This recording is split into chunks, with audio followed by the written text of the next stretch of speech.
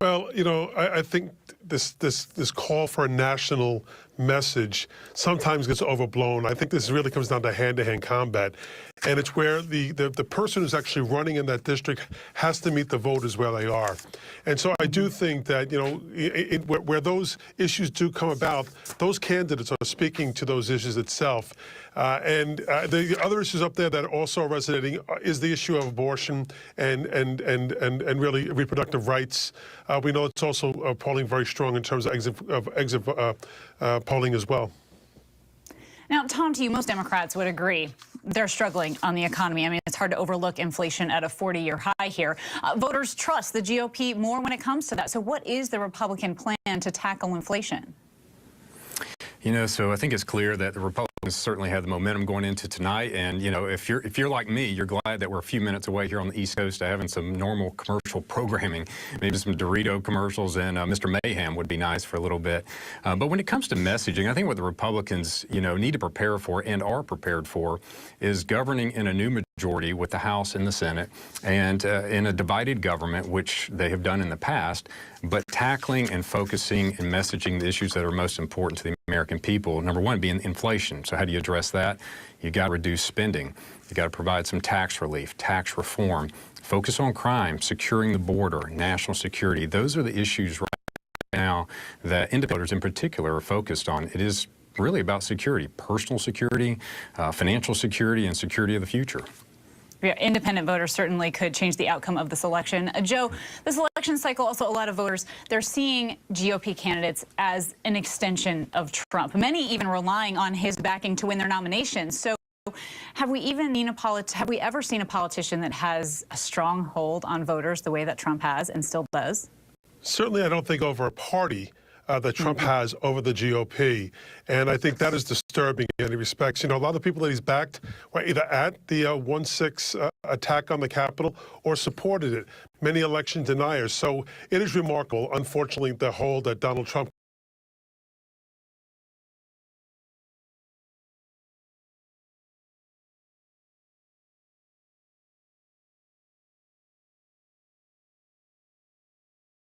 has his stamp on the Republican Party, and he's already made some comments to reporters as we head into this election tonight about what could happen after these results come out. And the question that I specifically asked him is, what does he think about Senate Minority Leader, could be once again Senate Majority Leader Mitch McConnell, should the Republicans be successful tonight? In fact, Trump tonight even predicting that the Republicans could end up with 53, 54 seats when the dust settles here tonight. And Trump said that he does not think that Mitch McConnell has done a very good job. And in fact, he blames Mitch McConnell specifically for inflation because Mitch McConnell was a part of the arrangement, the deals that were made to flood the economy with government money during the coronavirus pandemic. And of course, McConnell did support that $1 trillion infrastructure plan. And so Trump laying the blame on McConnell's feet, along with the current president, Joe Biden, and the Democrats in Washington. But where he stopped short, 0% surprising that is the case. But still, straight up. criticizing his own party on election night. But before, by the way, we know who has control of the Senate, right? Because there is a little bit of a, I mean, Tom, you know this, there's a little bit of a risk there, because if it turns out that Republicans do capture the Senate, he will, if it's very likely, I should say. Yeah, and Brian, I want to ask you, has anyone asked him, was he afraid with his sort of preview announcement if he was going to hurt Senate candidates across the country, number one? And number two, has anyone asked him if he's announcing so early so he scares off some of the smaller fish in the Republican Party? Yeah, that question didn't come up tonight. Neither of those questions came up, as he often does. Yeah, exactly. He likes to control the flow of questions back and forth. But I do think it's important to point out that when we asked him about Mitch McConnell, I specifically asked, are you prepared to try and encourage these Republicans, many of which, if they win tonight, won with his endorsement, would you call them up and say to them, don't support Mitch McConnell for leader over the next 2 years? And he wouldn't go that far. So that's at least a line that he seems willing to draw at this point. But again, flirting with this idea of this 2024 bid, one that could come very early. Someone asked him if he has thought about a vice presidential pick yet, and he kind of laughed and said there will be time for that. So, he's obviously laying the groundwork for a campaign that in many ways, guys, starts tomorrow morning, because everyone's going to start to talk about 2024 very quickly after the dust settles from the midterms here tonight. Ryan, we thank you for that. In the wake of what everything Ryan was just reporting, Brendan, I got to ask you about this because Republicans have to answer this question. So we just have an exit poll coming in. Again, it's early. The question was, voters nationwide feel dissatisfied or angry about the way things are going in this country. 92% of Republicans, 77% of independents. With those kind of numbers, why aren't Republicans theoretically doing better? And I know we don't know yet, but it sounds like Republicans are sort of tempering the expectations for tonight. And you're smirking. Yeah, you're smirking. What's up? I think we are going to have a really like good we're just night. waiting you to be like going like this. No, look. I think somebody put it to me this way. If you're looking at a football game and the prediction is you're going to win by 17 touchdowns and you win by 4, everyone's like, what happened? Right. And it feels like that's some of the expectation setting. They're very likely they're still going to win the House. The question is, what's the margin, How big? right? Yeah. To your point, this should not be a close election. Right. And so for some of these Democrats, and your generic Democrat who's going to lose, they kind of had no choice, no chance, you'd say. Talking about because of history, fundamentals. Because of history, the first midterm election after a new president, a president with approval ratings in the 40s, inflation at 8%. When 70% of the country says they don't think that a country is going in the right direction, that weighs over everything else. Nothing else really matters at that point. Hallie, I think we're going to jump to Arizona, right? Is that our next move? Is that our next play? I had like a really smooth transition to lay that out. Damn, like, I just jumped in on No, that's cool. Whatever, we can do it that way. Because one of the What was the smooth transition? Well, were you just gonna the elections are Were you gonna happening, like flow into Arizona from here? I was going to make the point that we're like again, and I just want to say this again because I think it's important for viewers. And Alexandra, I think you might want to jump in here too. We spent 7 minutes talking about Donald Trump today, which I think is appropriate, by the way. I think it's newsy. There's news value in the fact that a former president, who is the leader of his party, is coming out and making comments here. We haven't even gotten through tonight yet, right? I know. But the seeds for what we're seeing tonight were planted with Donald Trump even before 2020 as it relates to election denialism. And that is something that is so important. In Arizona. Do you see that? I was going to say see that transition? No, I was going to say things are getting so hot here. I know. Let's go to a place that's even hotter. Where's that? Aaron McLaughlin is live for us there, where the Republican nominees for governor, secretary of state, and attorney general are all election deniers, election skeptics, all statewide races, and by the way, the candidate for Senate too. Aaron, tell us what you've seen. Tell us if you have any sense of surprise by what you're starting to see from the exit polls as it relates to this threats to democracy question. Hey, Hallie. Well, I actually just spoke to Senator Mark Kelly in the final hours of what appears to be a very close race against his opponent, Republican Blake Masters. I asked him about those Republican attacks on the election integrity of Arizona, and he expressed full confidence in the state's electoral system. Take a listen. I have complete faith in our county recorders across the state, including here in Pima, including our Republican county recorder in Maricopa County. We're going to get this right. There's little we can do about individuals like my opponent and the others on the ballot that may choose not to accept it. And I've been speaking with voters here at this polling station in Tucson and asking them sort of what issues are top of mind as they cast their ballots. And many of the voters here say that they're excited to be here and they have a number of issues in mind, from abortion to the economy. Inflation is hitting Arizona particularly hard. One voter told me that he is concerned about the integrity of the election system. I was speaking to Pima County officials, and they were telling me that so far turnout is on par with the same kind of turnout they saw in the 2018 midterm elections. And speaking to political scientists, they tell me that the higher the turnout, particularly among independents here in the state of Arizona, the better that will be for the Democrats, guys. Okay, Aaron McLaughlin first, reporting from Arizona. Aaron, we appreciate that. Hallie, we just got another exit poll, and I want to talk to you about this one. This one is on. We're getting them in as you We're getting them in, and we're actually reporting them faster than the graphics are coming out. But we just got this in, and this is on gas prices and inflation.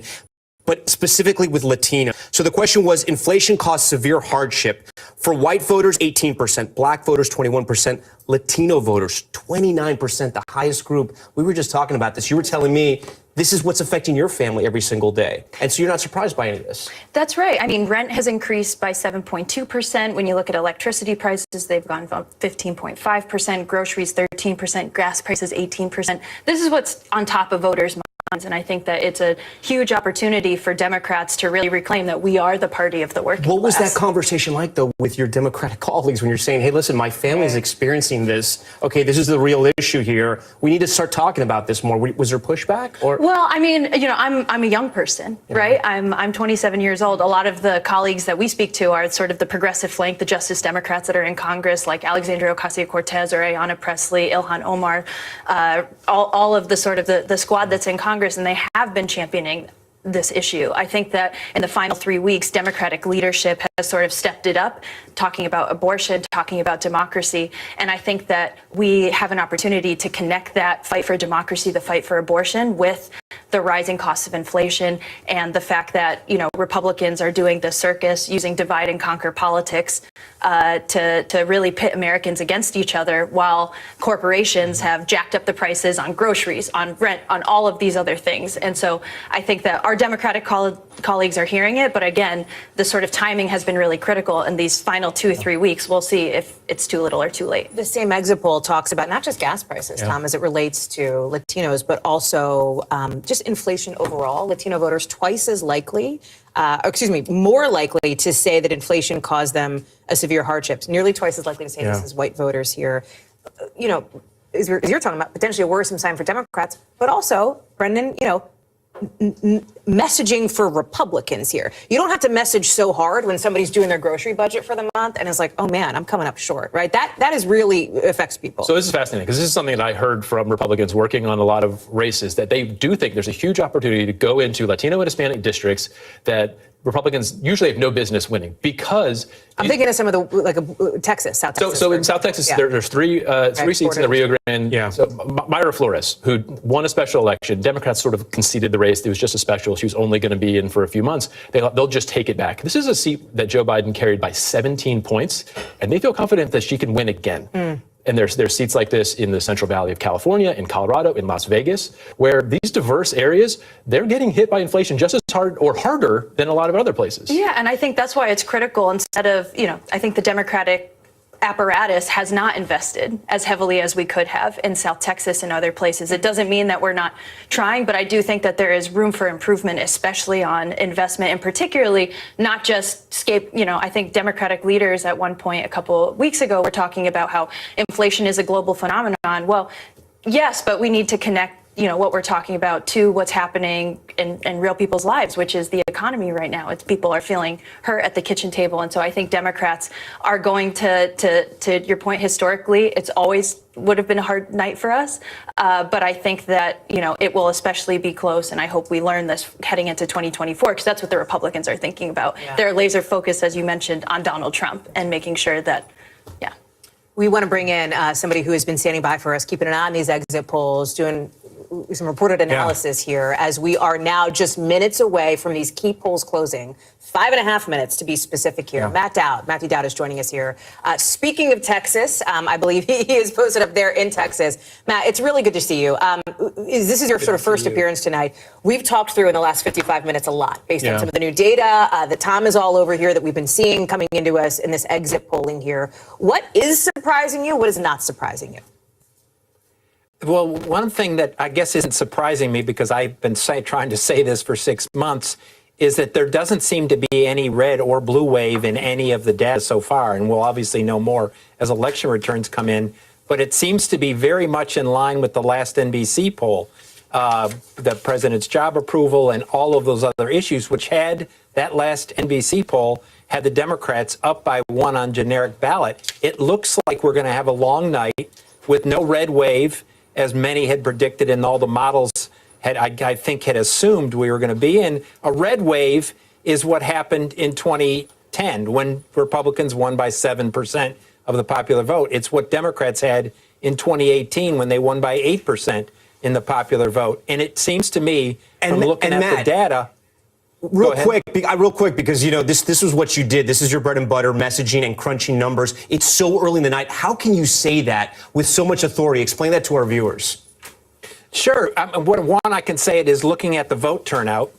And the vote turnout seems to be both Democrats and Republicans. When you look at the early vote and you look at what's happening on Election Day by vote totals, it looks like an equal enthusiasm on both sides. And the polls showed that. The NBC poll showed that enthusiasm had become the same.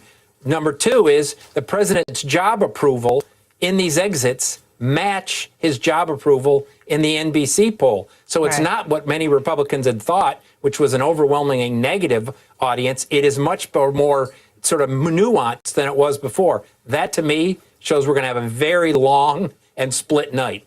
Okay, Matt, we're going to check in with you throughout the night because we love your analysis. I know you love messaging and crunching the numbers as we get the information. And speaking of numbers, Hallie, getting a lot of them. We are just moments away from the first major round of returns tonight. Right after the break, the polls closing in Georgia, where we are watching that critical Senate race between incumbent Democrat Raphael Warnock and Republican challenger Herschel Walker. And then, of course, there's that high-stakes rematch from 2020 in Georgia. Democrat Stacey Abrams looking to take on the current governor, Brian Kemp, the Republican candidate in this race, a race that a lot of people are watching. And polls also closing in Indiana. Again, we're talking about Indiana 1, Gary, Indiana. Hometown, the Jackson 5. A lot of people are talking about that district, and we'll talk about it more when we come back. South Carolina, Vermont, and Virginia. Virginia, another one we're going to talk about. How I know you know this one inside and out, where we could see our first projections. We're talking projections already? Did you do like a trivia quiz that you know the Jackson 5 men? We got to go to break. We're getting in trouble. Stay with us.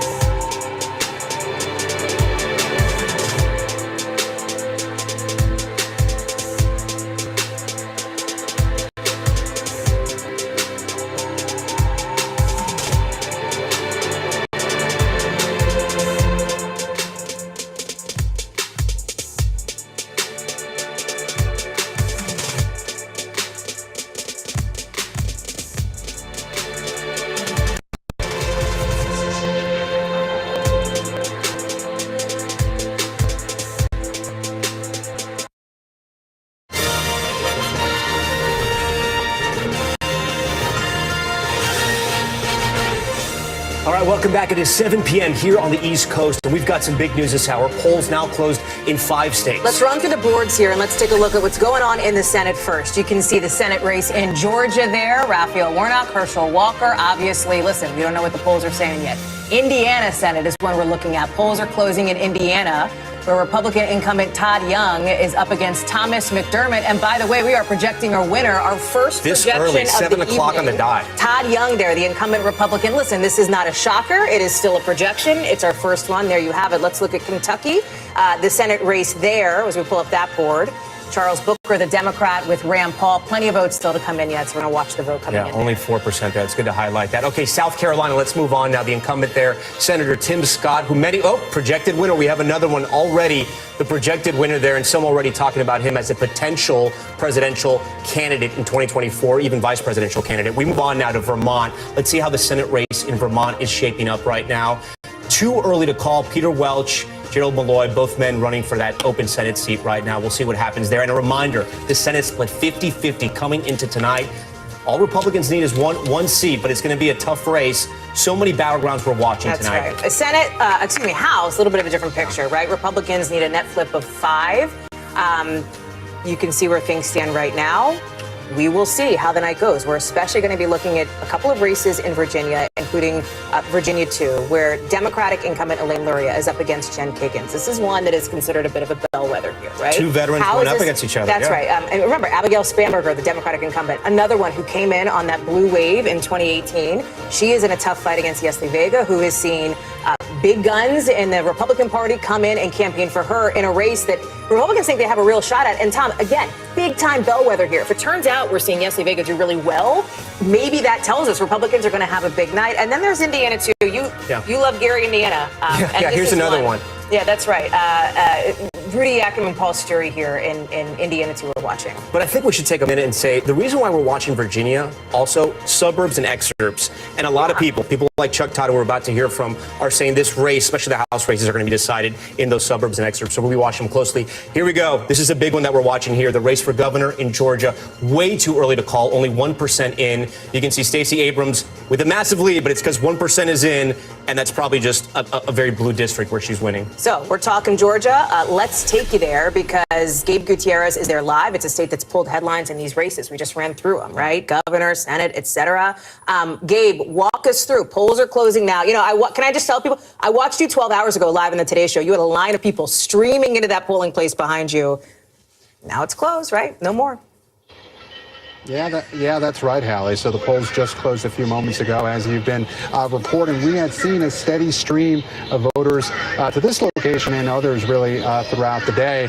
But Hallie, yes, across the street, different groups and the Democrats have been really blaring music, holding signs, trying to get voters to these polls last minute. Now, Hallie, I can tell you, these exit polls are very interesting in what we're seeing, including in the race for Senate here in Georgia. And what I found interesting is that 2 in 3 Georgians, according to NBC News exit polls, 2 in 3 said that Herschel Walker lacked good judgment. Of course, we don't know whether that means whether they're going to end up voting for him or not, because I did speak with several Republican voters over the last day or so that said even though they disagreed with Walker's actions, of course, the allegations that he paid for 2 women's abortion, which he has denied, they said they were going to vote for him anyway. So it's possible they could think he lacks good judgment, but still, because of policy, many Republicans talking with me cited the economy as their top concern. But then something else, Tom and Hallie, that I saw in this exit poll is that 44% of Georgians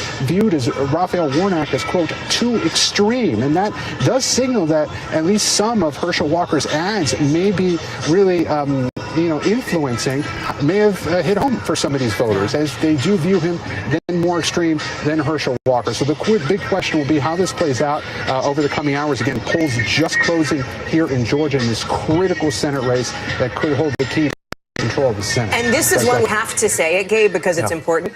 We may not call it tonight. We may not know the results tonight, because this thing could go to a runoff, right? And I think one thing that is a real factor there, first of all, you talk about ad spending. Boy, bonkers, right? Tons of money that is spent there. As we now have vote in, and this race officially here, look at this. Too early to call. Not a shocker with 1% of the vote in, but still important to show you as these boards are coming up live here. And a reminder that matched Stacey Abrams when we did the governor's race. Yeah, sure. Almost exactly. We're going to get Chuck in here to kind of go through this and tell us what counties we're looking at here, because that matters. The other piece to this is voter fatigue, right? Because if this does go to a runoff, I talked to one voter in Georgia who was voted for Herschel Walker, who told me, I hope it doesn't go to a runoff because I'm sick of seeing the ads, no matter whose side it is. Gabe. Oh, of course. you're just bombarded with the ads, guys, here in Georgia. And Hallie, as you know, you're not the only one. And speaking with voters here, they were definitely not thrilled with the idea of having to listen to these ads for the next couple of weeks, hearing these candidates on the stump day after day. And the candidates themselves realize this. You know, Herschel Walker and Raphael Warnock both in the last day or so really making that final case and saying that they want to win this tonight. But yes, as you said, Hallie, because of Georgia state law, if these candidates don't get 50% of the vote, because there's a third-party libertarian candidate here, yeah, we could see a runoff in a month.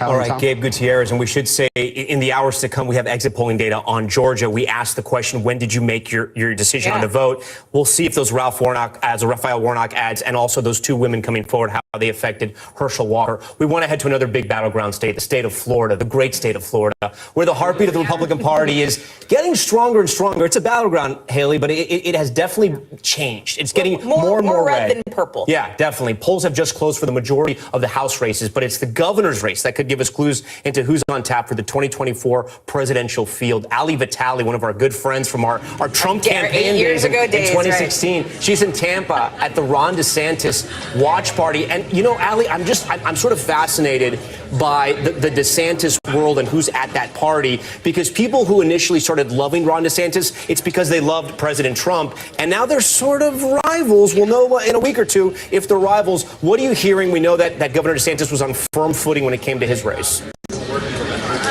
Look, maybe we'll hear even sooner. But okay, I'm just in the media hold room at this DeSantis election HQ. And just to give you a sense, it's clear there's a lot of people in here because of the larger landscape that's going on around 2024. A lot of interest here, not because the DeSantis gubernatorial race is tight. He has consistently been polling ahead, in some cases by double digits, which you guys know, a state like Florida, this is a state where 2 or 3 points is considered a massive margin. DeSantis has really opened up and sustained a lead here. So they're not here because it's competitive.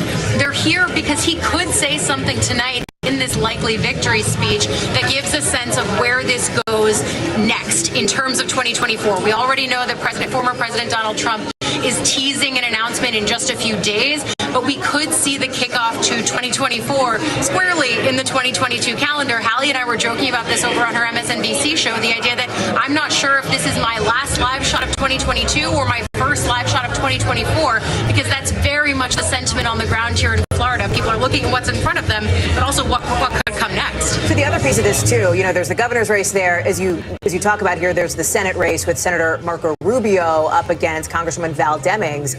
Talk us through some of what you're seeing there before. By the way, I see Chuck Todd walking into the studio, getting over to the big board. We're going to swing to him after you, Ali. Yeah, the Senate race, too, is one where we're starting to see early spin. And frankly, my text messages started blowing up this morning with some early explanations for why tonight is probably going to be such a bad night for Democrats. People pointing me to the fact that if you look at how the national groups were spending in Florida compared to 2018, groups like the Democratic Senatorial Campaign Committee, they spent 10 times more in the 2018 race when Senator Bill Nelson was on the ballot than they did here to back up Val Demings. The same is true in the governor's race, with national groups not coming in to Charlie Crist's aid. So some folks on the ground here trying to make an argument that they just didn't get enough national air support and cash flow. Others, though, saying that this is a problem systemically in Florida, that the Democratic infrastructure just fell apart. So I've been talking to the Demings campaigns, the Rubio campaigns.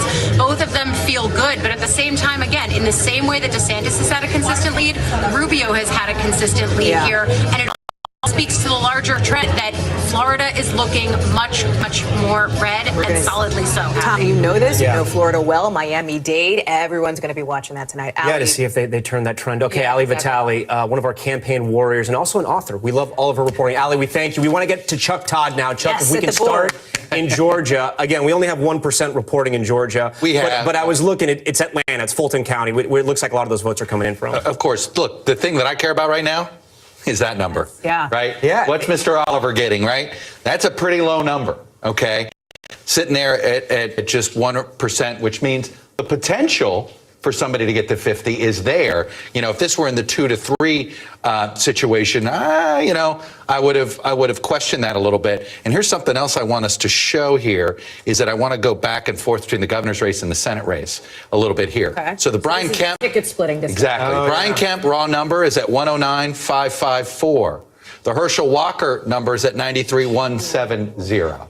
Okay, you see what I'm doing there? Oh, yeah. It's early, but you can see it. It's you early, can see it. but you start to see it. Look, again, little too early to be, Fair, I get it. coordinating I get that. it. But the fact that that is already a bit of a gap, those are probably folks that are skipping the race because that number is not accounting for the entire gap. Wait, Chuck, explain that. It's skipping the Senate race? Just skipping over the Senate race. And I think that that's Like turned off going by to be it. one of, you know, I did not expect as many ticket splitters as ticket skippers. Okay. If you will. And I think ticket skippers is something particularly to watch for in Pennsylvania and in Georgia in particular. Talk about Florida. Well, I want to go to Florida here. I want to do a couple things in Florida because there's actually one key House race that can tell us something. Look, the Florida, this is going to, you know, this is going to flip. This is setting up to be a big night for Republicans in general. All right. Because the early vote is always very heavy Democratic. Right. This is what we've seen so far. And it, you know, Democrats normally, when it's a very competitive race, lead, have a much bigger lead at this point in time and usually hold their lead until, you know, 70, 80% in. So this isn't a good sign. But let me take you to one key House race that I'm watching in Florida that I care about. It's the 13th district here. Look, this has got a lot in already. Okay. This is, Ann Luna's sort of been somebody that, this is a district that leans Republican. Yeah. But she's a bit of, you know, some people wondered, is she a little too Trumpy for this district? Look, the same-day vote's going to come in. This should flip, but this is probably, this will tell me whether it's a total disaster for Democrats in Florida or a moderate disaster for Democrats in Florida here. But the fact that they're still in the game here, this is, again, one of the swinger seats, and we have some stuff there. I think you have Broward County, too, right? Well, we've gotten some early Broward in a little bit, too. And let me take you down here. There's this, the one, let me make sure I find it here correctly here, the 23rd. Get it in here. Sometimes it's so small down here. Yeah, we're getting all these. Exactly. The representatives. Where, there we go. This is, no, that's not the one I was looking for. I was looking for our friend in the 27th there. My apology. Tadeo and there she Salazar. is. Here you go. This is one we don't have any vote in yet. So this is as 50-50 of a district. But a race that many people are watching because 80% Hispanic voters. But Annette Tadeo got no help nationally from the Democrats. Said it, though. She said it. She got zero help nationally. The Democratic Party's decision to just blow off Florida here nationally, I think, is one. There's going to be some discussion. I know National Democrats wanted to walk away because it's so expensive, but this is really. I think it's campaign malpractice. Chuck, one of the most telling things, I covered that race, one of the most telling things, I interviewed Maria Elvira Salazar. The whole playbook in 2020 was socialism, socialism, socialism. She didn't mention it all. She mentioned the economy, cost of living. I had to prompt her, and she finally got to that, but she couldn't run it because Annette Tadeo, her father actually was kidnapped. No, I mean, the S word, the amount of damage the S word has done in Miami-Dade County to the Democratic Party is Colombian Americans were a Democratic constituency.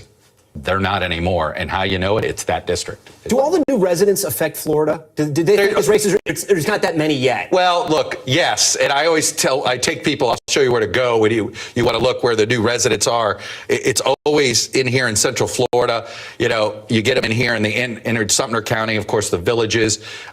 You'll see Lake County is another one where just, it seems like there's a new subdivision that shows up all the time, and literally look at it via college football flash. They all come from the Big Ten, because you can see it. You know, they're not Florida State fans that are all living in your Lake counties and your Sumter counties. They're a bunch of Big Ten fans, and they're all working class Republicans. If anybody thought I was going to get in the way of two Florida men having Florida discussion, hey, you're darn right, Hallie. Good luck. Yeah. Good luck. What else we could make this all about Florida if you want at this point. Look, what else have you seen in the boards that we should know about at this hour, Chuck? Not a ton yet. I'm obviously obsessed with trying to find the same race as you are. We're looking for some numbers in Virginia Beach. We don't have them yet. Nothing for Spanberger and nothing yet for Wexton. And of course, in Gary, Indiana, we still don't have any numbers there either. So, you know, hard to characterize anything again about the one is Florida 13 there. That one district, lean Republican. There right now, Democrats are hanging on, but let's see how it. And Chuck, real quick, explain to our viewers when it's yellow, there's no vote in. Blue means Dems are leading. Blue means that the Dems are leading in that county on that front. But yes, yellow is just something, that's what we've highlighted. This is just, we tell you that there's no vote. Chuck, excuse me. I'll say, as soon as you get Virginia, Chuck, interrupt us. Yes. Trust me, that's all I'm doing. Okay, I'm like you. I'm like, refresh. I know. Trust me, we want to see our Virginia numbers because we think they could be very telling. A lot of gray on the board for now as these polls have closed in these states we're talking about. In about 15 minutes, we're going to see North Carolina, Ohio, and West Virginia polls closed. But keep in mind that out west, there are plenty of polls still open. That's where we find Jacob Soboroff, because, Jacob, there's been this little bit of a new twist overnight, and that is the weather got really uncomfortable for people. What's that doing to turnout? Tell us what you see. It's doing more in Washoe than it is here in Clark County, Hallie, and luckily people are indoors here inside this mall, the Galleria Mall in Henderson, Nevada. Turnout is off the charts, as a matter of fact. They said it was about 1,500 people had come through here already just a little while ago. And I think if you take a look from above, actually, we got another camera I can show you. This is what's known as a vote center. There's 128 of them. You see me down here, probably I think in the right-hand corner, the bottom of your screen, middle of your screen, waving to you next to the American flag. There's 128 of these different vote centers all throughout Clark County, Nevada. And it's a pretty novel concept. You can go to any of the vote centers all throughout the county, no matter what of the 904, come in here for 1 second, 914 precincts you live in. Tell me your name again. Michelle Holsizer. Michelle, she's running this polling place. She just held up this number to me. What's the current total for people who have voted here so far? 2016. And is that a big number? It's average for a midterm race, yeah. But okay, all right. So it's average for a midterm race. How much time do we have left here? What time does the polls close? 2 hours from now. Yeah. Okay, so there's still a lot of time yet, and there's a very long line, right? People are getting off work now. We're ready for them. Okay, it's good to see you. Thank you so very much. It's been extraordinary. And I want to come this way and introduce you to one more person. This is Freeman, U.S. Army veteran. You're dealing with people dropping off what? Mail-in ballots? Mail-in ballots. This is a drop box, sorry. Oh, drop box. What's motivating you to stand here and do this? My patriotic duties.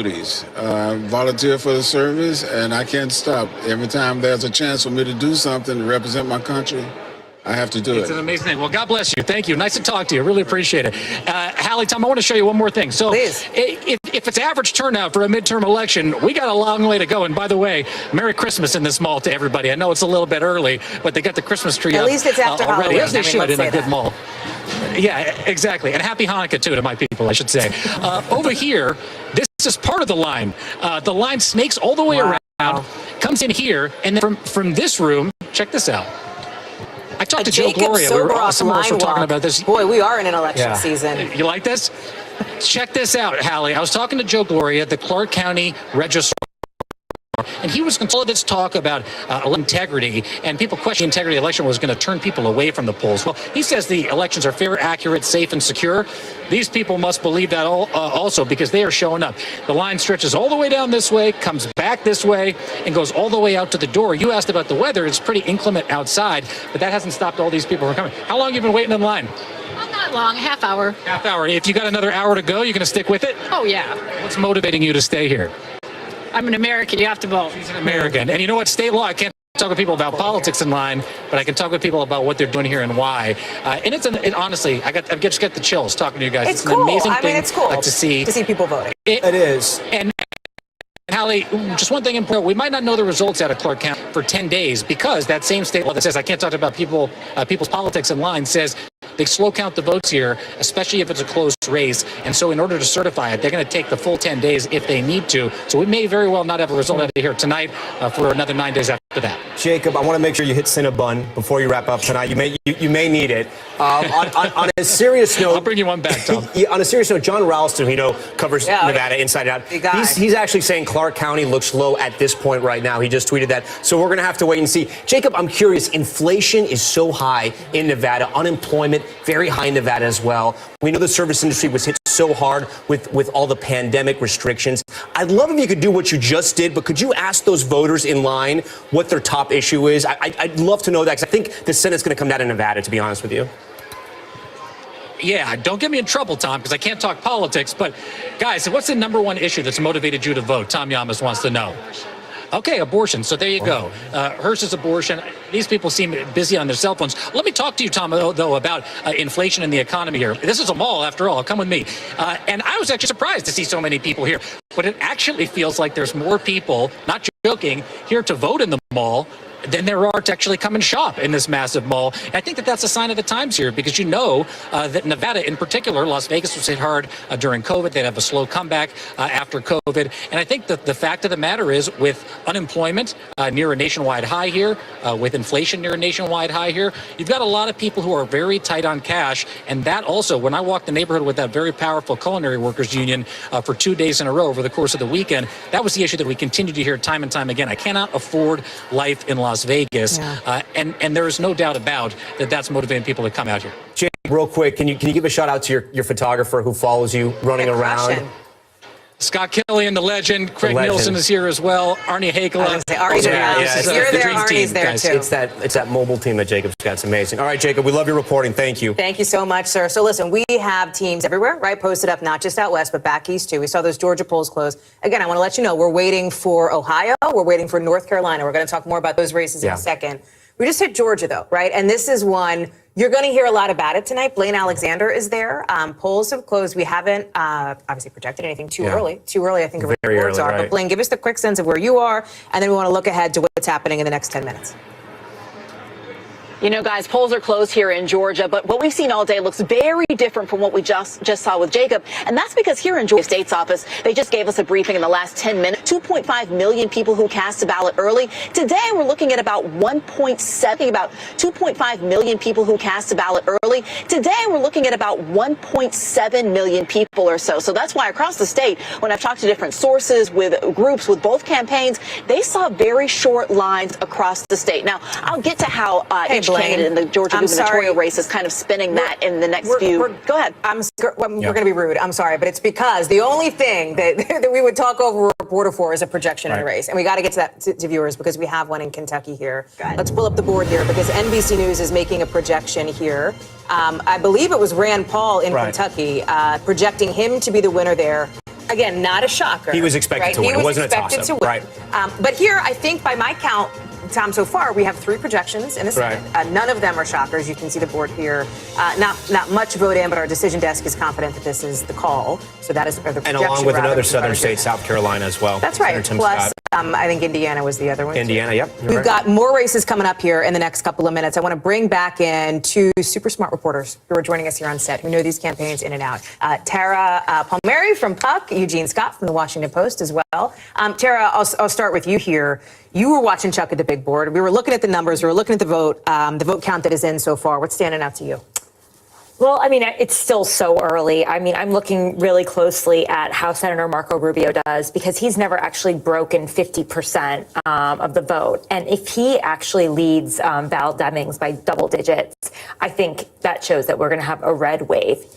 A serious red wave because he's never really performed that high. I know we're not there yet in the evening, but I'm paying very close attention to his race to see if he's able to surpass that.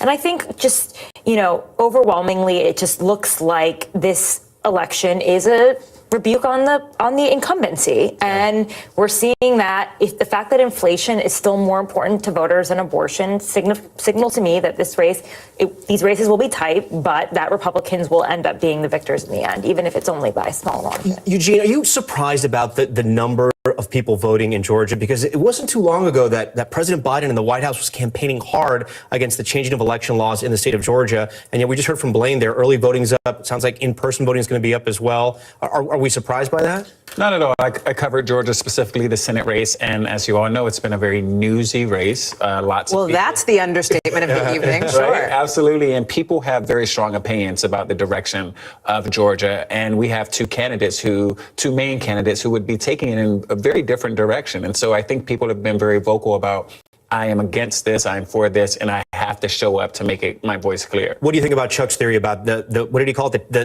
ticket skipping? Ticket skippers, voting for governor but not voting for Senate on the Republican side. Well, we've seen that or talk about that quite a bit. I mean, you look at the Republican candidates, and Herschel Walker and Brian Kemp are very different candidates, to say the least. And there are people who support one but don't necessarily support the other. And they're not going to vote just because it's a party line. I think a lot of people assume that everyone's just voting straight party line or more willing to vote it than they really are. And I think Georgia's one of those races where we see that's not going to happen. Hallie, what can we pull from this, right? So you have one state, Arizona, where the candidate for governor, Kerry Lake, ran with President Trump, big battleground. Then you have Georgia, where you have another Republican candidate for governor running against Trump, or not running with him, I should say.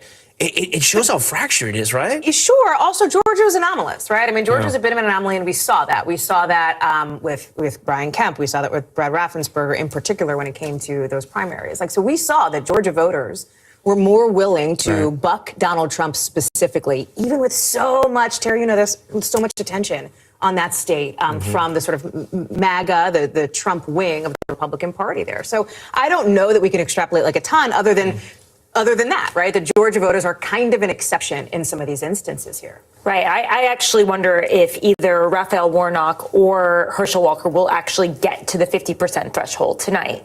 We may be following Georgia until December 6th, because I think that's very unlikely, although I think that the early returns show that independent on the ticket is getting very low. 1%, that's Chuck pointed out. So that's actually a good sign for if you don't want... For people who don't want to run off. Yeah, for people who don't want to run off. But it does seem increasingly likely, and I personally think that if there is a runoff and Herschel Walker isn't brought along by Brian Kemp, who's an incumbent governor who's very popular, I think there's a really good possibility that Warnock could actually win and keep his seat without having Stacey Abrams on the ticket with him. And then, of course, we're still looking to see what's going down in the critical state of Virginia as it relates to the House, Eugene. Which would be a shocker, too, because Stacey Abrams, it was such a superstar in the Democratic Party. Democrats loved her. She decided not to run for Senate, wanted to run again for governor. And it's interesting where she goes from here. Yeah, I mean, that was actually a main criticism of Stacey. A lot of people were wondering why she didn't want to do it, Not just on the right, though. There have been Democrats who wondered if she was so focused on things beyond Georgia, if she'd be the best person to represent and lead the state. Right? What does she do next? What does Beto do next? Can he run again if he doesn't win in Texas? There are so many of these superstars in these battleground states the Democrats have. And it's like, what did they do? You wonder if they run for president. You know what we're doing again right now, guys? We're talking about 2024 again on the election night 2022. It's okay. We got to go there sometimes. Eugene, Tara, thank you. Stick around a little longer because we are now just minutes away from our next round of really important poll closings here on the East Coast. We're looking at a couple of critical states, including Ohio, right? Republicans want to keep control of the governor's mansion. They also want a seat in the Senate, by the way, with one sort of Trumpy now Republican up against a not so Democratic Democrat, right? And so we're going to talk about that race in a second. And in North Carolina, the Senate race is anyone's game as well. Those poll closings we have no information yet, but we're waiting on some information to come in shortly in less than 3 minutes. Stay with us. You're watching NBC News Now.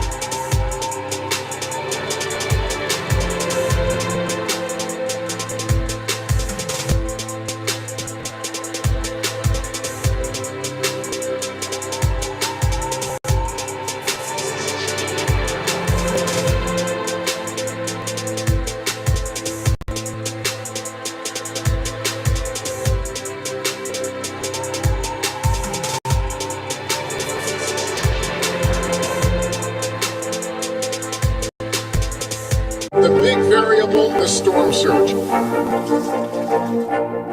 Why was it important for you to be here? Kind of training measure. How you doing, Lester? As we look out over the latest city-turned crime scene, we see the things left behind. Back now with our NBC News exclusive.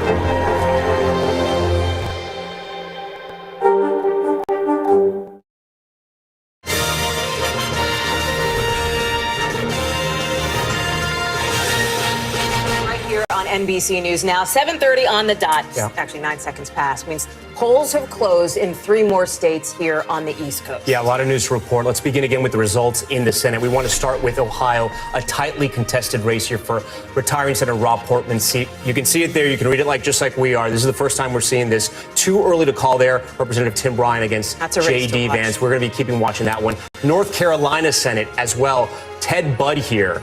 Also, Representative Ted Budd, too early to call against Sherry Beasley. And we had that 7 p.m. poll closing in Georgia. Let's take another look at that race. We have 2 races we're watching there. Raphael Warnock with a big lead, but look at that top little screen, that top little box in white, 13% in, only 13% in. But Raphael Warnock with a big lead right now at this hour against Herschel Walker. Do we have the Georgia's governor race as well? Maybe not yet, but we'll be getting it Well, soon. if we're sticking with the Senate, let's take a quick look at the overall scorecard there. Listen, we've seen several races projected here. Doesn't look much different than what we expected at this point yet. Let's take a look at the House, where the critical number there is 5 flips, or 5 net gain, I should say, for Republicans. You can see the numbers again, consistent. Listen, gang, it's early in the night. Yeah. We know that. We got a lot of night. We got a lot of days to go here. But let's take a look at some of the 435 seats on the ballot tonight. In North Carolina 13, this is one a lot of people are watching. Democratic incumbent Wiley Nickel versus Bo Hines. This is one where if Nickel does well, I think Democrats will be feeling good. If he doesn't, I think Democrats will obviously not be feeling good. Another bellwether race. You've also got 2 Ohio races that we're watching here, where the Republican incumbent Steve Chabot up against Greg Landsman, and then one more in Ohio as well, the Congressional District 13. Amelia Sykes with Madison Giussiotto Gilbert as well. Yeah, those 3 races and those 2 in Ohio are fascinating. It's going to be interesting to see what happens, especially this one right here. Gilbert is definitely a candidate the Republicans and people in the MAGA wing of the party definitely really like. A lot is at stake in these governor's races from coast to coast. NBC News can now project Mike DeWine. This is a big projection right here. Interesting. Yeah, Mike DeWine in Ohio projected to win. And Hallie, explain to our viewers why this is interesting, because we can't call the Senate race just yet. And we were just talking about the Ohio Senate race. Because of the fact that, listen, DeWine, by the way, in addition to being a potential, maybe talked about 2024 candidate, right, is also somebody who is running on a ticket with J.D. Vance, who is somebody who has come around to the more Trump wing of the party, got a late boost from former President Trump, who came in and rallied for him, but he's up against Tim Ryan. You know, Chuck will talk about this more. Not a lot of money poured into that race there in Ohio nationally from Democrats. And Tim Ryan, of course, congressman who's running for the Senate seat, has been really taking a different tack, really focusing on inflation, economy. I mean, the most moderate of the moderate Democrat, right, is Tim Ryan here. And keeping it a little closer than I think people expected. So the governor's race, interesting. You know who knows a lot about it is Jesse Kirsch, who's in Ohio. Talk to us about this, Jesse, with this projection here for Governor DeWine in Ohio to keep the governor's mansion. Yeah, and I think that's so interesting to see, right, with none of the vote essentially counted a projection already, which just tells you about the landslide that it looks like we're seeing in the governor's race, and the fact that that stands in such stark contrast to what we're seeing in this Senate contest. And you just mentioned there, Hallie, the things Tim Ryan is doing that are different from other Democrats. He's not highlighting abortion or election integrity as his main issues. His number one thing has been jobs, workers. That's something we've seen a lot from him. He also is a Democrat who will brag about agreeing with former President Donald Trump on some issues. So that is the context of what we have been seeing in this Senate race. And you talked about the money issue. I talked to Tim Ryan about this over the weekend and asked him if he thinks the National Party didn't do enough for him. And he thinks it's a strategic mistake, because going back to the summer, he had ads all over the airwaves, and J.D. Vance was pretty much silent. It was crickets out of the Republican camp, and that allowed Ryan to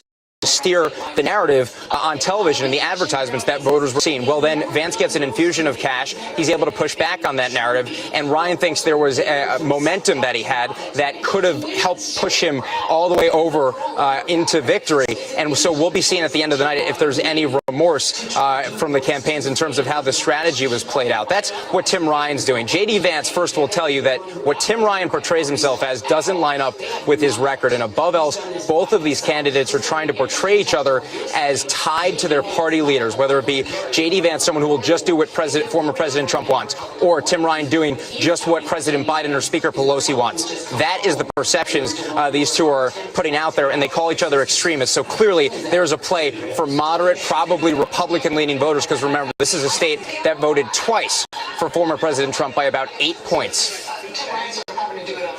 Jesse, they're in Youngstown, Ohio for us there. Tell me more about what you're hearing from some of the sources that you're talking to, because I think our viewers know this is your home turf. You know what I mean? Like, you live and breathe this quite obviously literally, but this is your bread and butter here. Here we are, 7:35 Eastern time. We've already got the gubernatorial projection. And as you say, a lot of people are hanging on what's going to happen for this Ohio race as far as some signals for the night.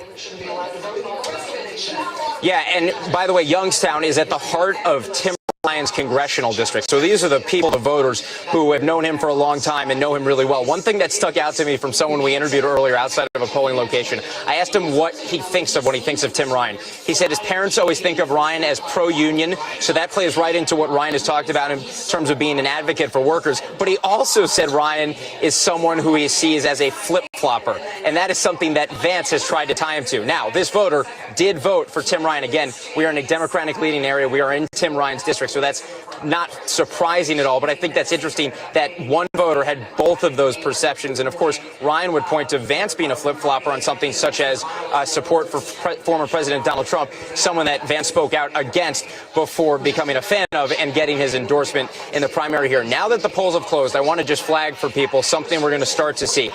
Early voting, obviously, as well as some absentee voting will be counted. The Secretary of State's office tells us that we are going to have Democrats and Republicans opening absentee ballots together, reviewing the signature, making sure it's a legitimate vote, flattening and scanning those ballots. And that had been going on as those absentee ballots were coming in, even before the polls closed. So all of that was processed as it was coming in addition to the early vote, ready to start being counted as soon as those polls closed about 6 minutes ago. So that first tabulation we're going to start seeing is mostly going to be early and absentee that has been processed. And the Secretary of State's office says that unlike in years past, we are not expected to see that vote skew as heavily Democratic as it might have in years past, with Republicans warming up to those methods of voting in recent years. So just complicates further, right, the way we interpret the early numbers. It looks like we've at this point, we're just going to be watching closely, glued to our computers and TVs. The good news is we don't have to do much interpretation, right, for much longer, because we're going to start to see the results. Jesse Kirsch live for us there in Ohio. Jesse,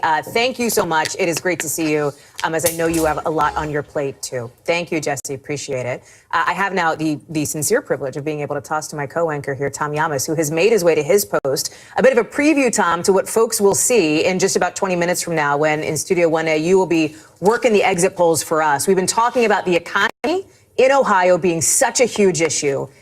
That is also the case for people all across the country. And Hallie, I want to remind our viewers, because some people may just be tuning into NBC News now, and they're catching up right now just after 7:30. So when we asked voters coming out, and again, this is the first wave of exit polling data we have, what was the most important issue? 32% said inflation, 27% said abortion, and 11% of voters said crime. We should mention, though, as it gets later in the night, we're going to be able to dig in a little deeper into these numbers and see how they broke down within party. It's still too early for that, but we have some other questions. Voters nationwide on the issue of abortion. We asked abortion should be. 60% said legal. 36% said illegal. And we've talked about this, Hallie, how Democrats ran on this issue, how important it was for them. We also have another one when it comes to abortion. This is voters nationwide.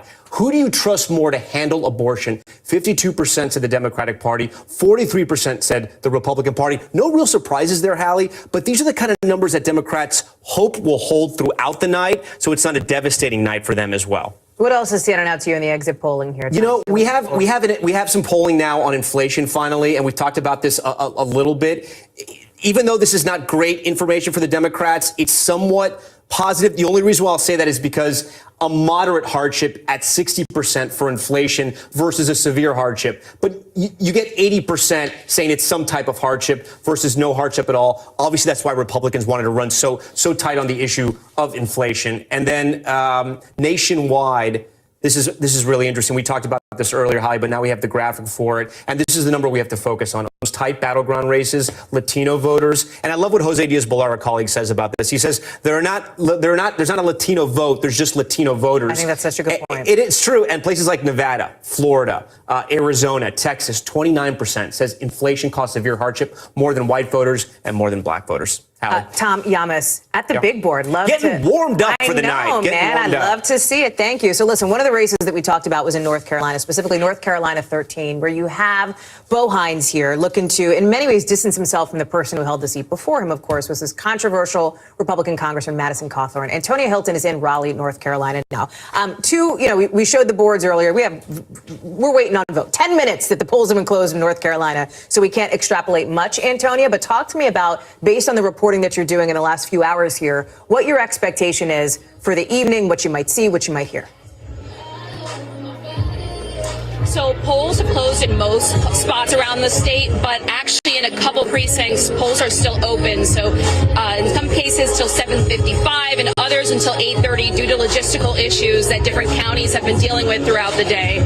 Nothing to do with any real irregularities in voting, just simple logistical challenges those counties have had. But the 13th district, where I spent most of the day today, is a lot of what I'm keeping my eye on right now, both at the Senate level between Democrat Sherry Beasley and Republican Ted Budd, but also with Democrat Wiley Nickel and Republican Bo Hines. And that race is really interesting. It has been really, really tight. And the 13th district has new lines. It's incredibly competitive, a swing district, and it has a lot of unaffiliated voters who have no love for either party. They are issues focused, not really candidate focused. And so they came there talking about issues from abortion to the economy to crime, but many of them were also split ticket voters, they told me. So it's going to be interesting to see, do Wiley and Beasley, for example, kind of move down the ballot together, or what happens there. Wiley's team is feeling very good right now because these are voters in that community who tend to reject extremism because they see themselves as being in the middle, as not really being beholden to either party. They're not as comfortable with people on the extremes. And, Republican Bo Hines is a self-described MAGA warrior. He is only 27 years old. He's very openly anti-abortion. I heard from a lot of people today who told me that while the economy is a big issue for them, they also really don't like people meddling in women's reproductive rights. And so I'm going to be watching the 13th, both because of that congressional race, but also because the race between Beasley and Budd has been tighter than Republicans frankly wanted it to be. And I've talked to Beasley's team, and they're feeling very good tonight. Early results are starting to, give them a bit of confidence. About half of the early vote is in right now. And, we expect Democrats typically to overperform there, but Beasley's doing quite well, outpacing Budd there. And her team saw some pretty comforting results in early vote tallies in some of the rural counties that she specifically wanted to drive numbers up in. And so she feels like she still has a dog in this fight. And, I think the 13th is going to be kind of a bellwether, both for this state, but also probably for just a sense of how Democrats are doing more broadly around this country tonight, Hallie. Okay, Antonia Hilton reporting from North Carolina for us. Antonia, we appreciate it. We want to go right now to the White House and our chief White House correspondent, Kristen Welker, who has some reporting on how President Joe Biden is viewing all of this so far. And it's still so very early in the night, Kristen, but what are your sources telling you? Hi there, Tom and Hallie. Well, look, President Biden is huddling with advisors, family members, watching returns come in, and they are bracing for the fact that this could be a difficult night for Democrats. What is notable is that the president closed out this campaign season in deep blue Maryland, and when he was returning overnight, he was asked if he thought Democrats would hold on to the House and the Senate. He said, I think we're going to hold on to the Senate, but the House is tough. That is a really notable acknowledgement from this president. And look, I've been talking to Democrats who are involved in these really close races, and they say they are clear-eyed. This environment is very tough for them because of inflation, Tom, what you've been talking about, because, of course, the president's low approval ratings as well. So they feel as though that's been a drag on their party. But look, if you talk to those who are allies of the president, they make the case that historically speaking, the party in power loses seats. So they say this is not any different from what we have seen in the past. I think for the White House, for the president, for his allies, they think that a good night is keeping the losses in the House to about 20, 25 seats. That would allow them to make the case that those are fewer losses that were suffered during the midterms under former Presidents Trump and Obama. So that's the spin that you could expect to hear. But again, they are feeling optimistic about their chances in the Senate, although they know that is going to be quite close as well. They're also bracing for the possibility of divided government. What is that going to look like? It's going to be hard to get any new legislation passed, like the climate agenda that President Biden has. There are also going to be investigations that Republicans are signaling into everything from Hunter Biden to the origins of COVID. I also think the other thing that we will be waking up to tomorrow, no matter what the results, there's going to be mounting pressure on President Biden to say whether he's going to run again, guys. And of course, this comes on the heels of former President Trump in Ohio closing out the campaign overnight. As you both know, he teased the fact that he may be running again, saying that he has a big announcement next week. Kristen Welker at the White House North Lawn. We will say goodbye for now, but not for long, Kristen. Thank you very much. And Tom, I will say goodbye to you for now, but not for long. I have to run across the street, as you do as well, so we can pick up our network special coverage, which starts in just about 15 minutes. We're going to roll right into it. Don't do anything different, right? You just stay where you are and keep watching us. Yeah, I know you have to run over there. I'm going to follow you. Thanks so much. This has been great. We do want to tell you when we come back, some more exit polling, especially on President Biden, but also we're going to take you live to Pennsylvania for updates there. You are watching the Election Night Special right here on NBC News Now.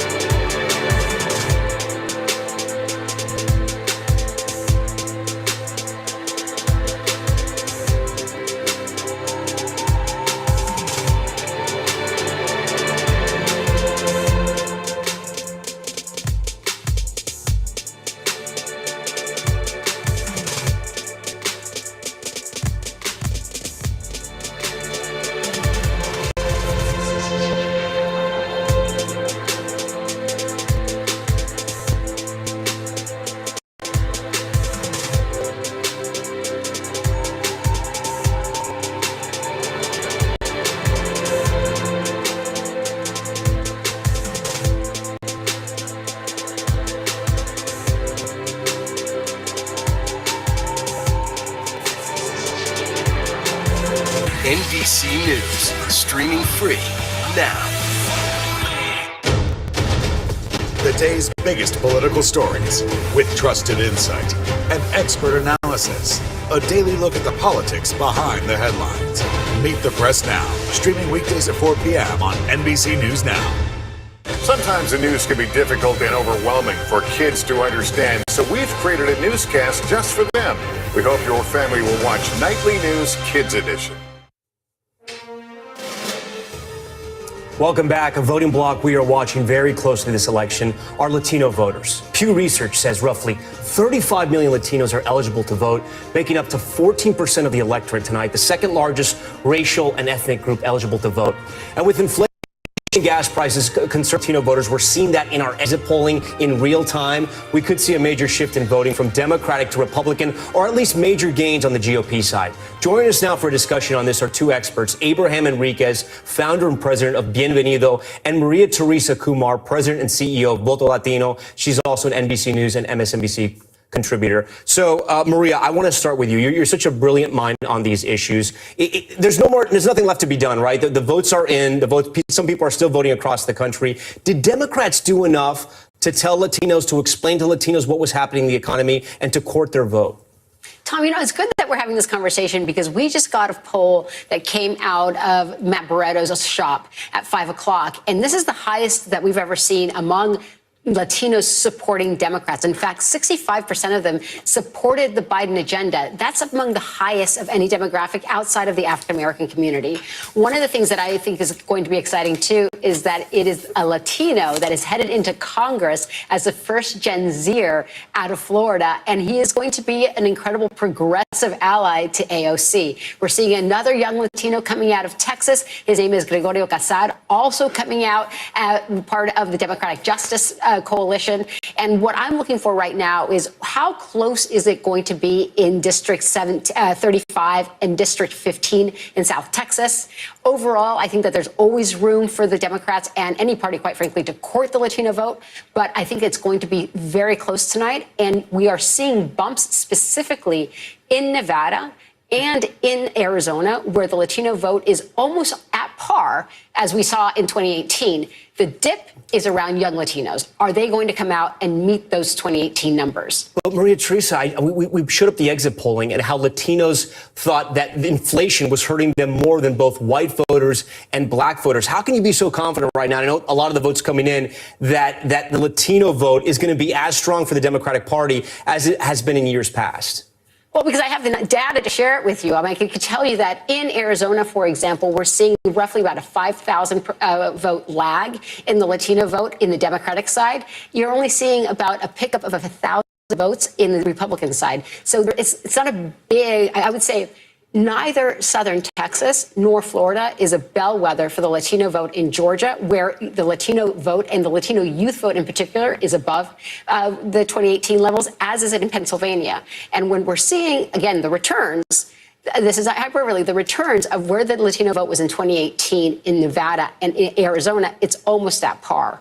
What I was expecting coming in, I think you and I, we spoke about 3 weeks ago, what we were seeing track was basically 2014 numbers, which was abysmal. We're talking about 11% participation by young Latinos. That is not the case right now. And while you're correct, Latinos care very much about inflation and they care very much about abortion. That's the very first time in our 18 years where we've been tracking Latino voters. It's the first time that abortion hits as a #2 issue. And one poll that Voto Latino did just 2 weeks ago, we found for the very first time that 60% of Latinos are concerned with MAGA Republicans when it comes to democracy. And so when in places, again, like Nevada and Arizona, where MAGA folks are on the ticket, that is one of the reasons why we're seeing, I think, closer to 2018 levels than we would have had it not been a MAGA Republican on those tickets. Abraham, the GOP has made major inroads, at least with their effort to court Latinos in these midterms. We've seen some of the shops they've set up throughout battleground states, but also in places like Texas and even in places in South Florida, which may no longer be battlegrounds for the Latino vote. What were some of the things the GOP did right in trying to get Latino voters over to the GOP? Well, happy election day to both of you. It is a good night to be a conservative Hispanic in America. What did the GOP do right? They just simply showed up and they spoke about the issues. If there's anything that this midterm election has exposed, is that Democrats have a Latino problem, right? Polling shows that Democrats still have about a 20-plus point advantage with Hispanic voters, but it doesn't even compare to the 40% advantage that they had back in 2018. And part of the reason is because Democrats, you can knock on the doors in Clark County in Nevada, or Maricopa County in Arizona, Hidalgo County in Texas, Miami-Dade in Florida, and polls are polls, but Latinos actually make up the polls, right? They influence the polls. And when you're speaking to them, knocking on doors, they're really frustrated with the fact that Democrats haven't knocked on their doors for years, right? And I agree with Representative Elisa, Democrat Representative Elisa from Michigan, where she said that her party hasn't done a good job of embracing economic opportunity and having that conversation with voters. And I actually agree with Representative Ocasio-Cortez when she said that Democrats haven't tried with the Latino vote, citing no immigration reform. But look, it really just comes down to the fact that the Democrat Party controls the presidency, the White House, this House, and the Senate. And at what point do you stop playing the blame game, actually start pushing policies that benefit the Hispanic community? We know Inflation Reduction Act hasn't done anything to support the Hispanic community. Our border isn't secure, and this Thanksgiving will be the most expensive Thanksgiving Latino homes will have in over 4 decades. Guys, real quick, before we go, give me one race where you think Latino voters are going to make the difference for your side. Abraham, you first. Texas District 34, the first Mexican-born Congresswoman in U.S. history, Republican Congresswoman Mayra Flores, up for re-election. Maria Teresa? I would say Georgia, Pennsylvania, Arizona, and Nevada. I said one. You didn't play by the rules. Maria Teresa Kumar, thank you so much. Abraham, thank you so much. Guys, we do have some more exit polling data, and I want to show the board because I want to show the voters here and our viewers at home. We asked voters coming out after they voted, what do you think of President Joe Biden? His job approval, 45% approve, 55% disapprove. Again, this is still early data, but this is where we stand right now as we approach 8 o'clock. We also asked voters nationwide, do you think Biden's policies are mostly helping the country, hurting the country, or not making a difference? Hurting the country, the number one, 47%, followed by helping the country, 33%, but not making a difference, 17% as well. And then also we asked voters nationwide, what was the one reason for your U.S. House vote today? President was not a factor, 47%. Democrats are probably going to like that. To oppose the president, though, 32%. To support President Biden, 19%. Again, this top line, it's still early data, not a horrible sign for Democrats. I do want to go to Pennsylvania now. Our Dasha Burns, who's been covering that state inside and out for us for months. A big governor's race there, but more importantly, a big Senate race there. Dasha, we're still waiting on some of the voting data to come in, and you've been reporting, there at least in one county, it's going to be pretty late today before we get some data. Yeah, that's exactly right. We are watching a lot of storylines here in Pennsylvania when it comes to these ballots and getting these votes counted. We've talked about this before, Tom. There's going to have to be some patience for Pennsylvania, as high stakes as this Senate race is, as tight as it is. We're going to be waiting probably days to get the results here. And as polls close around most of Pennsylvania in just a couple of minutes here in Luzerne County in northeastern Pennsylvania, a critical county that we've been watching for a year now, actually, polls will be closing at 10 p.m. there. A judge extended voting time there because about 1 in 5 polling places today ran out of printer paper for ballots, Tom. That's right. Might be shocking. A lot of local officials we talked to are shocked by this, but that did happen for about 4 hours at least in several of these polling places. Voters couldn't get those ballots printed out, couldn't submit the ballots, and so those hours have been extended.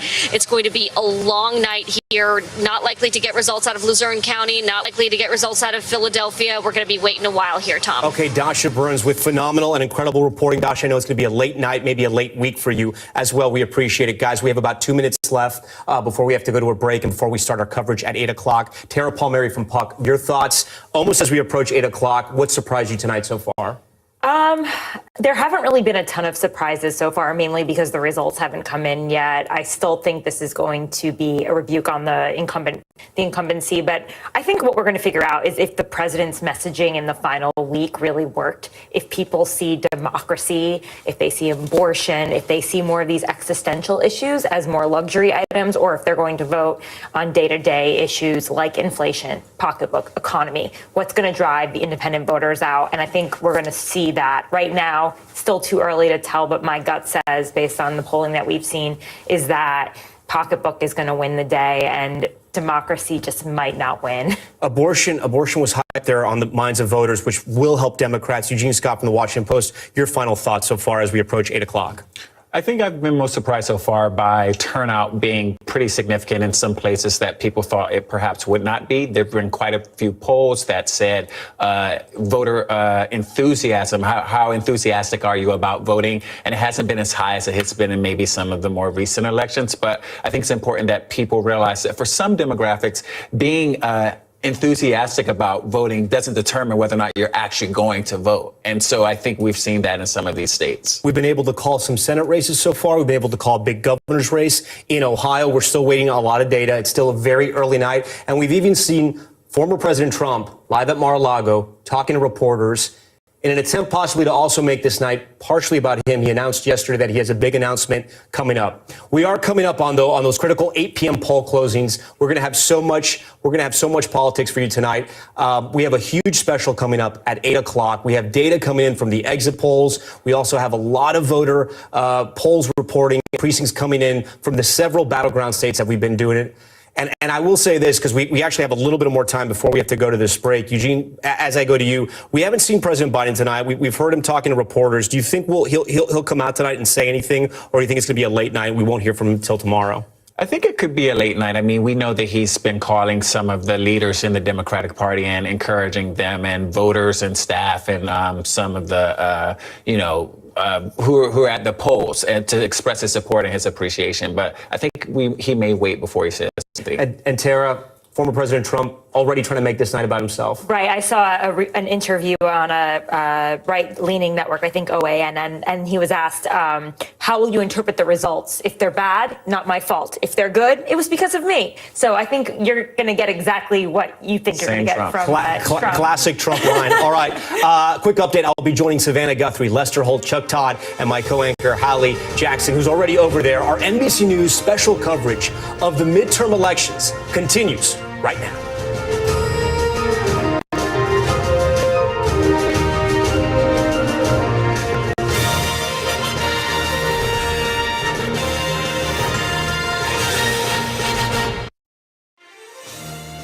Good evening from NBC News election headquarters. Tonight, all eyes on which party will control Congress. Democrats clinging to razor-thin margins in both chambers with the entire House and dozens of Senate seats on the ballot and many Americans unhappy with the state of the economy.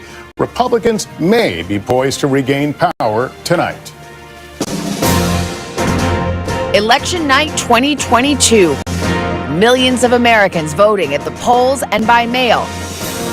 The question to be answered tonight, who will control Congress? Democrats trying to cling to a razor-thin margin of control in both the Senate and the House. I'm going to stand up for the best in the American spirit. Democracy is on the ballot this year. Republicans on offense, aiming to seize the upper hand once again. They're fleeing these failed states because these states don't work. With the influence of the former president looming large. President Trump taught us how to fight, and I took a few notes. What that means for the direction of the country. High drama and high stakes from coast to coast tonight in an election unlike any other as America decides who will tip the balance of power.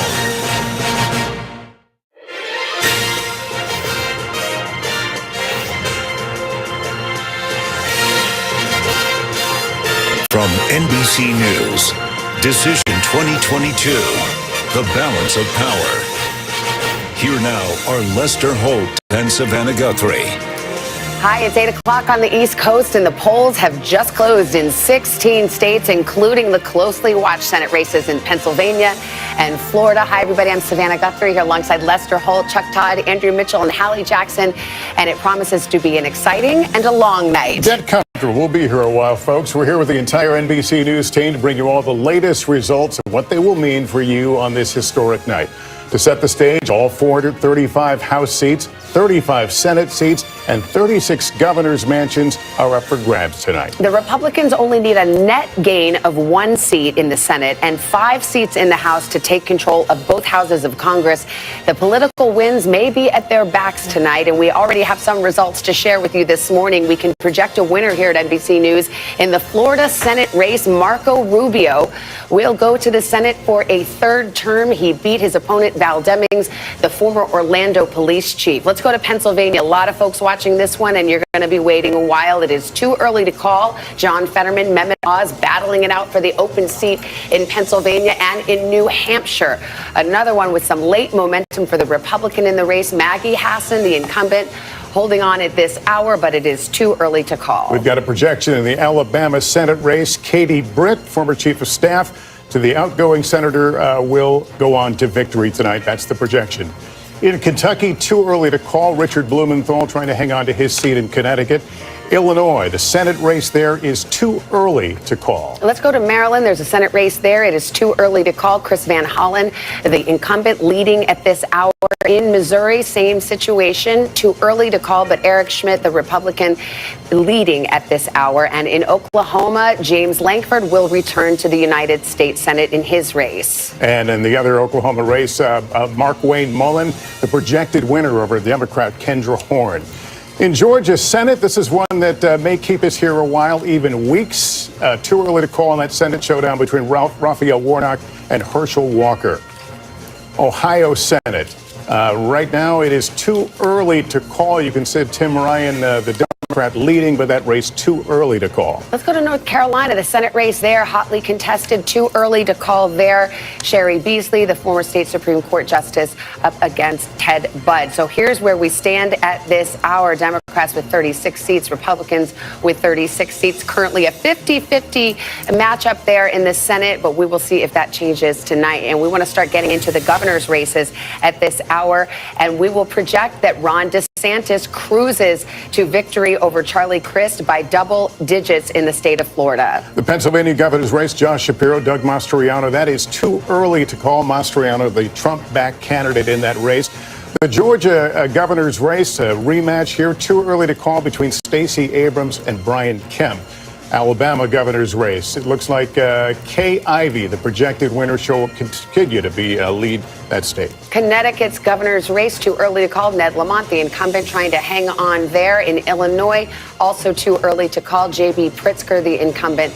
And in Maine, an open seat for Governor Janet Mills versus Paul LePage. Excuse me, not an open seat. We've got the incumbent Janet Mills. That is too early to call, but the Democrat is leading there. Maryland governor's race. Let's see where we stand right there. I believe it's too early to call between we'll move on to the Massachusetts race. Also too early to call. Maura Healey, the Democrat, Jeff Deal, the Republican there.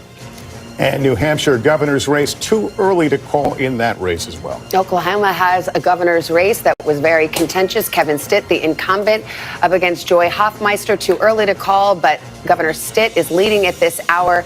In Rhode Island, it is too early to call that race. We'll go to South Carolina now, and we will project that the incumbent, Henry McMaster, will win handily over his challenger.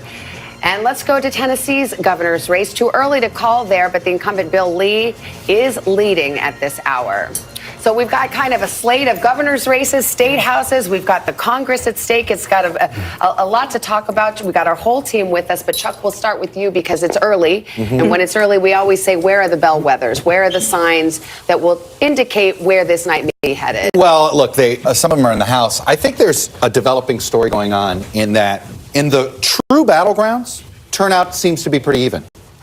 In the states where you didn't really have a statewide race driving things, you start to see that it looks like Democrats didn't get the turnout in some of those places. And I want to show you a few House race results here that just sort of indicate that a little bit. We have some key House races that we believe need to be watching. We've been watching these in Virginia here. We've told you this is the table stakes here. And as you can see, this lead has been holding. Look, we don't know everything, which part of this is early vote, which part of this is same day vote, but Elaine Luria, the incumbent, has been trailing the entire time. In the 7th, you see the same thing, a 10-point spread. And look, there's not a lot remaining. However, one thing I'll remind you about the 7th congressional district, the last vote to come in is going to be the bluest vote. So that is something to watch for here. Now, here's a sign that it's probably not going to be a tsunami because Jennifer Wexton's been hanging on. And again, the vote that will be coming in next is going to be bluer. So I told you about small, medium, and large there with those 3 Virginia races. It looks like we're somewhere between medium and small. But again, this is a case where you didn't have anything driving the statewide ticket. But I want to tell you, and I want to take you to the Senate here a little bit because there's a developing story in Georgia. So we've got the Senate results. I want you to keep an eye on a number here, the raw vote number. Here's Herschel Walker, 620,000 raw votes. And this is going to be important, and I'll tell you why. I'm going to go to the governor's race there. So 620. Now, let me show you Brian Kemp's number, 685. These numbers have been coming in. We were talking about ticket splitters. The story of the night could end up being ticket skippers. And why is ticket skipping more important in some ways than ticket splitting? Because let me go back to the Senate race here. Because what you've done here is, again, let me show you. So I wish we could put them up together, but in this, in 7.0, we'll get it that way. So if you see here, Abrams is getting 51, Kemp's getting 48. Raphael Warnock's getting 53. He's running about 3 points ahead of, but Walker's running about 5 points behind Kemp. So Warnock, you may have more Republicans that showed up in Georgia to vote today, but not more Republicans in the Senate race. And it means that there is a chance that Warnock might be able to avoid a runoff. But the point is, the ticket skipping here has been the thing to watch tonight, and not a good sign for Herschel Walker. Very interesting to see that. We'll continue to keep an eye on that. Of course, in Georgia, if you don't get 50% at this first go-round, you get a runoff. That would be December 6th, so in about a month's time. So we'll continue to watch that. Which is why we never say election night anymore. No. It's election until it's love over. to hear it. It's the Election season. month. It's Right. the season. We have reporters Changed. fanned out across the country. Let's Colors. begin with Ali Vitale, who is in Tampa, Florida, at the campaign headquarters for Florida Governor Ron DeSantis. Ali. Lester, at least here it is going to be election night because the hundreds of people who are packed into this convention hall knew that they were likely showing up for a victory party. Governor Ron DeSantis solidifying his second term here. The room absolutely electric as the race was officially called. But the feeling here has a little bit more to it than just a victory party for a sitting governor who's up for re-election. These are margins that you do not often see in a state like Florida, usually very tight 1 to 2 point races.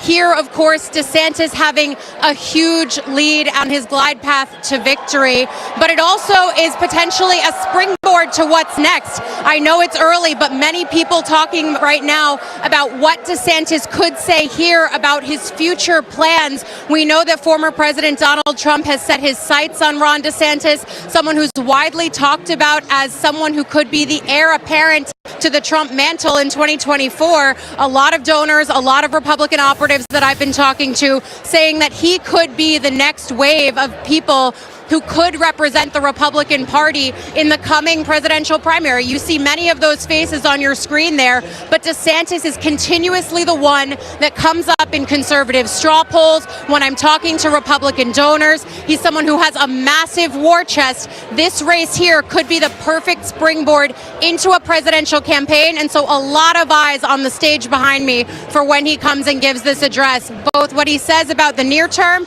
and also his future term plans. You got to imagine that there are a lot of eyes at Mar-a-Lago watching what happens here in Tampa tonight.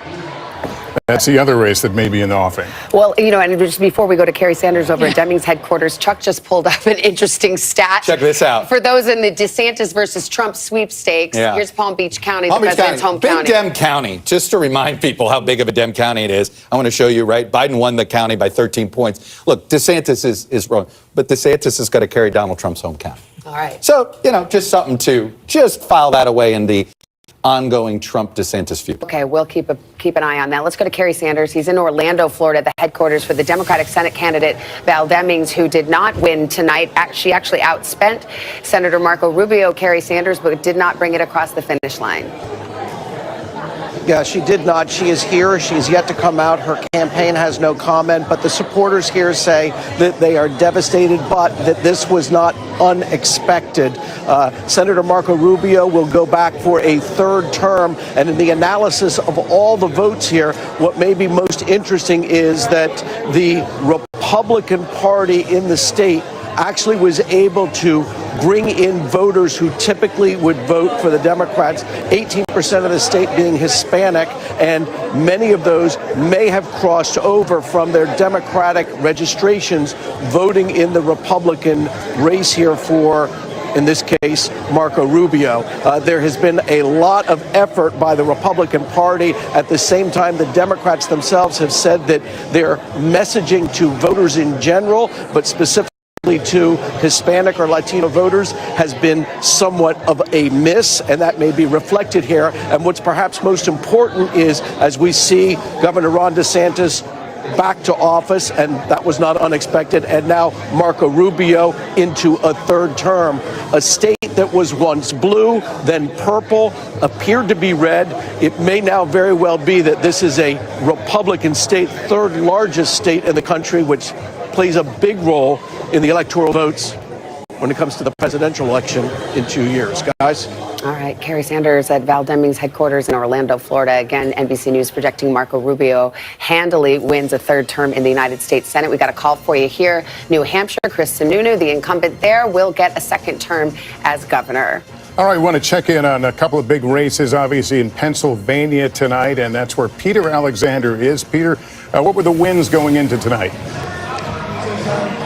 Well, the winds had certainly been in the favor of John Fetterman for much of the campaign, but over the course of the last several weeks, things got a lot tighter as Republican candidate Dr. Mehmet Oz appeared to even things up. This is effectively a dead heat as they come into election night. I've been speaking to campaign aides close to Dr. Oz, and they say that they feel extremely confident going into this evening, though they acknowledge it may be a matter of days before they know the results here. The bottom line is that control of the Senate will likely go through this state, through Pennsylvania, punctuating what has been a long and chaotic campaign. And it's going to continue to be a bit longer because there have been some voting issues throughout this state over the course of the day. Go to Luzerne County. That's in the northeast part of the state. And there it's notable that a county that Donald Trump won twice has been having some issues because they've now extended voting there for an additional 2 hours because many of the polling places had a paper shortage. And then you go to Philadelphia, which is the Democratic stronghold in this state.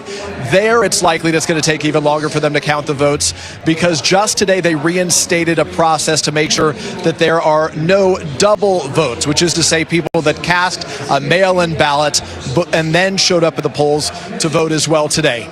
Beyond that, because so many people in the state vote by mail, they don't begin counting those votes till today. The Secretary of State here, acting position right now, says it could be a few days before we know which way things go here. Savannah and Lester? We've heard that from another number of races. It's going to be, as we say, a long night, a long week. Patience is going to be key. Absolutely. Let's go to Gabe Gutierrez. He's in Atlanta. He is at the Raphael Warnock campaign headquarters. And we just saw Chuck talking about potentially a positive sign in some of these early results, but we got a long way to go, Gabe. Yeah, that's exactly right, Savannah. The polls here in Georgia closed a little over an hour ago, and those results are starting to come in. But interest in this race, in these races, have been extremely high here in Georgia. Of course, more than 2.5 million people voting in these midterms early in Georgia. That is a record, and some $250 million, $250 million coming in to this Senate race. Of course, as you mentioned, could hold the key to the balance of power in the Senate. Now, we are starting to get some of those NBC News exit polls, and the key race, the marquee race here, of course, between incumbent Senator Raphael Warnock and football legend Herschel Walker. And what's interesting in these exit polls is that nearly 2 in 3 Georgia voters say that the Republican Senate candidate Walker lacks good judgment. Now, the question will be, will that prevent them from actually voting for Herschel Walker? And I've spoken with voters over the past several days that say they may not like Walker's judgment. They may have problems with the allegations that he paid for abortions for women, allegations he's denied. So they may have reluctantly voted for him, but they did so because of the economy. And that's something I've been hearing over and over again. Another NBC News exit poll, though, shows that about 44% of respondents said that Warnock was too extreme, that he was too extreme, and that maybe because of the intense amount of ads that have been airing here in Georgia trying to label the Democrat as too extreme and in line with President Biden and blaming him for rising inflation. So certainly that race, very key here. Also the gubernatorial race, as you mentioned, between Republican Brian Kemp and Stacey Abrams. Those votes are just starting. The results just starting to come in. But Savannah, as you said, the key thing here, will any candidate that comes out on top, will they be able to avoid a runoff according to Georgia state law? Because there's a third-party candidate, and if no candidate reaches 50% of the vote, we head to a runoff next month here. Savannah? I guess that's why we're calling it election season, Gabe. We'll see if we get there. Thank you. Let's go back over to Chuck at the big board there, and you're kind of breaking down what we're seeing now in that Senate race in Georgia. I am. Look, I want to remind people the majority of this vote so far, and we've got a nice little tool here to show this, is basically early vote. 65% of the vote so far early vote, just election day vote. And we know there's a big difference in how the two parties vote on that. So I want to get that out of the way, that caveat out of the way. But I want to show you something. It hasn't mattered if we were in a red county or a blue county. I want to do Chattooga. This is on our county to county. This is Marjorie Taylor Greene's district. Obviously, this is going to be a big Walker County. But Walker is running consistently behind Trump's number all over the state. As you can see here, he's running about 3 points behind. Warnock running about 3 points ahead of there. But look, you go to Fulton County, which is obviously going to be a huge, this is Atlanta, it's going to be a huge Warnock County. And again, he's performing almost 3 points better than Biden, and Walker is underperforming Trump here. And where is this underperformance, in general, where is this coming from? Well, if you look, let me take you and compare. There's a lot of people skipping this race. There's no doubt in my mind. Look at the number now, 694. And let me take you to the governor's race.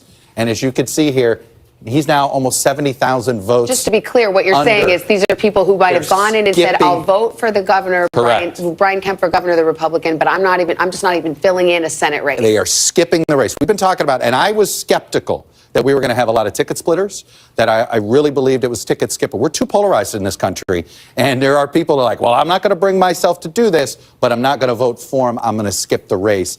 Ticket skippers, I think, could be more of the story of tonight than ticket splitters. I don't know how deep you can take that down, but is any of this potentially due to the accusations that he faced? Look, all I could tell you, Lester, is in the last 3 weeks of this campaign, Raphael Warnock may have run one positive ad, and everything was repeating every single allegation about Herschel Walker, whether it was the physical violence, the abortion accusation, paying for an abortion, or even just his fitness for office in general. So it was a really negative campaign. Certainly the Republicans ran a negative campaign against Warnock.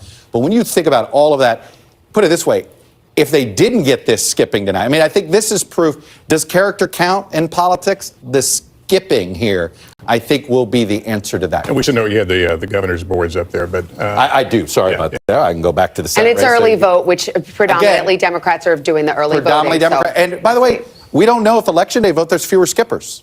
That's something else to keep in mind. Certainly the early vote Republicans have skipped this race, and there may be a difference. You may have more conventional Republicans comfortable voting early, and the more Trump Republicans voting Election Day. It's something else to keep in mind. the plot thickens, as they say. All right, we've got much more to come on a busy election night. We're back after this.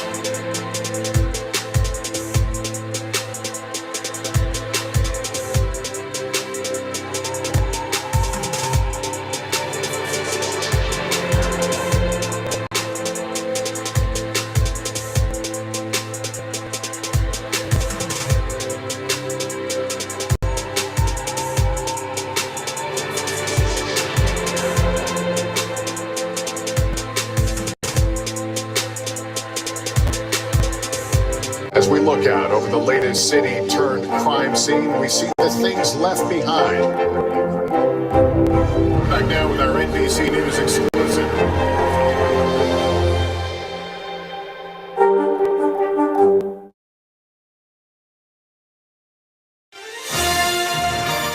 Hi, everybody. It's election night. Welcome back to our special coverage. We are seeing record levels of interest among voters, according to our most recent poll. Tom Yamas is staying on top of what the American public has to say about it all. Tom, good evening. Lester and Savannah, good evening to you guys. So tonight we'll be giving you data from our exit polls coming in, and we want to peel back the curtain to explain how we get this data. First up, we want to tell you that we're getting exit polling data from every single state in this country. On top of that, we're getting state-specific data in 11 of the battleground states. And we're talking about the most important states we're talking about tonight, the closest races in Pennsylvania, Ohio, Florida, Arizona, and Nevada.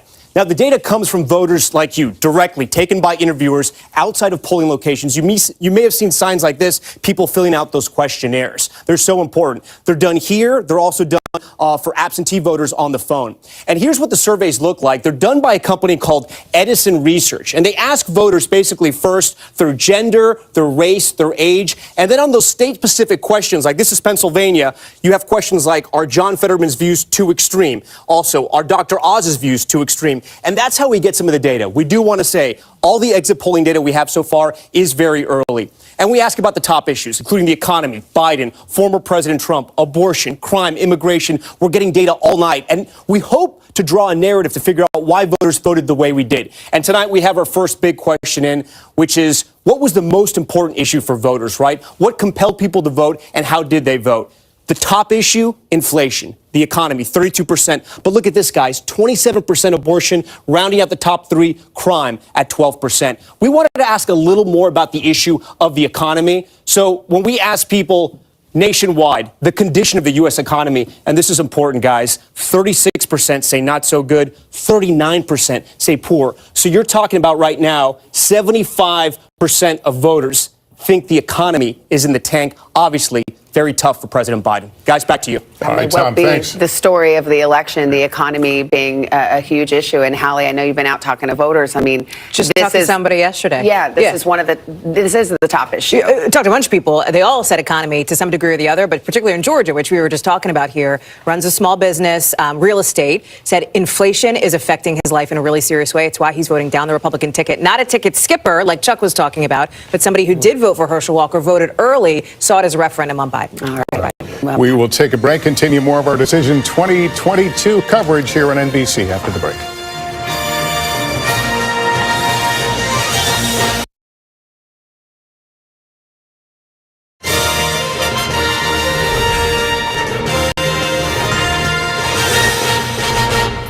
And good evening. I'm Tom Costello in Washington, D.C., where we continue our Special Decision 2022 coverage. Polls are now closed in more than a dozen states, and votes are being counted as we speak, including in the closely watched Senate race in Georgia, which is early to call at this hour. Republican Herschel Walker trying to take the Senate seat away from Democrat Raphael Warnock. Walker, of course, has been navigating allegations that he paid for two women to have abortions, accusations that he has denied. And at this hour, as you can see, 41% in, and Warnock is holding a slight lead over Walker. But again, this is far too early to call. Also in Pennsylvania, another high-stakes Senate race playing out right now between the Democrat John Fetterman, he's the lieutenant governor who has been recovering from a stroke, and the Republican Mehmet Oz, who only recently moved to Pennsylvania from his home in New Jersey. He really had a hard primary fight, painted as a TV liberal. Remember, he's an on-air doctor, but he did win, and he's been suggesting Fetterman has not been honest about his stroke recovery. At this hour, it too is too close to call, 7% in. Fetterman appears to have gotten a big boost from some votes out in the western part of the state. Let's bring in NBC's Rahema Ellis, who is outside the Museum of the American Revolution in Philadelphia, where voters have been casting their ballots all day. Rahema, what are you hearing, and what does it look like so far? Tom, I can tell you what I'm hearing is that those in the Democratic Party are saying that we might know the outcome of the votes that were cast that were in-person votes. That may be in a matter of hours. But they say it's going to be days before we know about what happens with all those mail-in ballots, because they are finding that the Secretary of State here in Pennsylvania, they're calling for a review of some of those mail-in ballots because they want to ward off any potential questions about double voting. We also know that John Fetterman, you just mentioned, the Democrat for the Senate, he's joined a lawsuit to make certain that some of those mail-in ballots that have invalidated dates that they are still counted. He said to not count them would mean you would be violating those voters' rights. So, but that's going to take some while. It's going to be some time, everybody seems to be saying, before we know the full outcome of the election that happened here. Tom? It really has come down to this decision about technicalities on ballots, and for the most part, the government or the courts up until now have held that you should not be throwing out ballots for minor technicalities, right? Exactly, and that's what the Fetterman people joining that federal lawsuit, along with other Democrats, that's exactly what they're saying. And they want to say that here in Pennsylvania, it is so important because in the last presidential election, the last two, that was decided here in Pennsylvania by about 1% or less.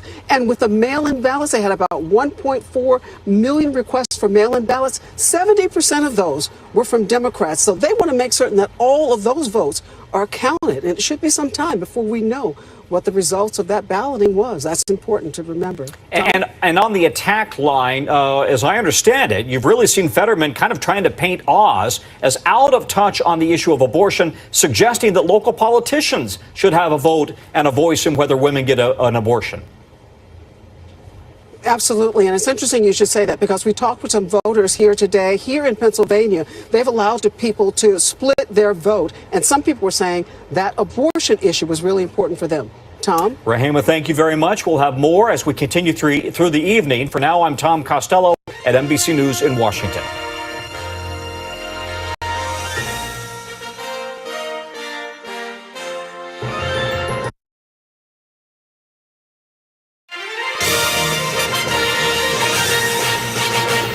Welcome back to NBC's election coverage of the 2022 midterms. The polls have just closed in Arkansas. Votes are being counted as we speak. Let's show you where things stand right now. Too early to call in that race in the Arkansas Senate contest. There you see, too early to call.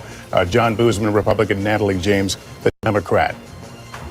Let's look at the Vermont Senate race, the seat vacated by Senator Patrick Leahy. Peter Welch, the projected winner. Democrat Peter Welch projected to win that race. Now to the two hot races we're watching closely tonight. Pennsylvania Senate, too early to call there. Same story in Georgia. We've talked a lot already about some of the numbers in Georgia. It is too early to call that race. All right, let's look at New Hampshire Senate race. Also too early to call there. Another closely watched one. The Ohio Senate race between Tim Ryan and J.D. Vance.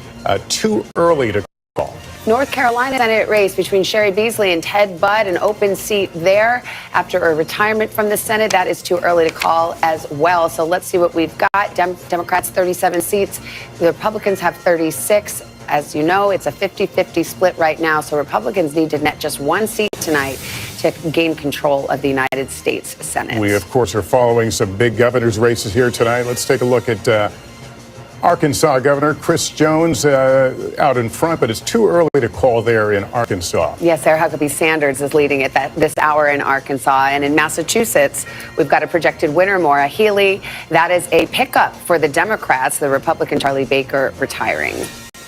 And I think it's what we have for right now in terms of the calls in the governor's race. Let's go to Jacob Soboroff. He's at a polling location in Henderson, Nevada. Nevada's got a lot of tight races tonight. Jacob, what are you seeing? Particularly, Savannah, and good evening to you, particularly the senatorial race between Senator Cortez Masto and Adam Laxalt.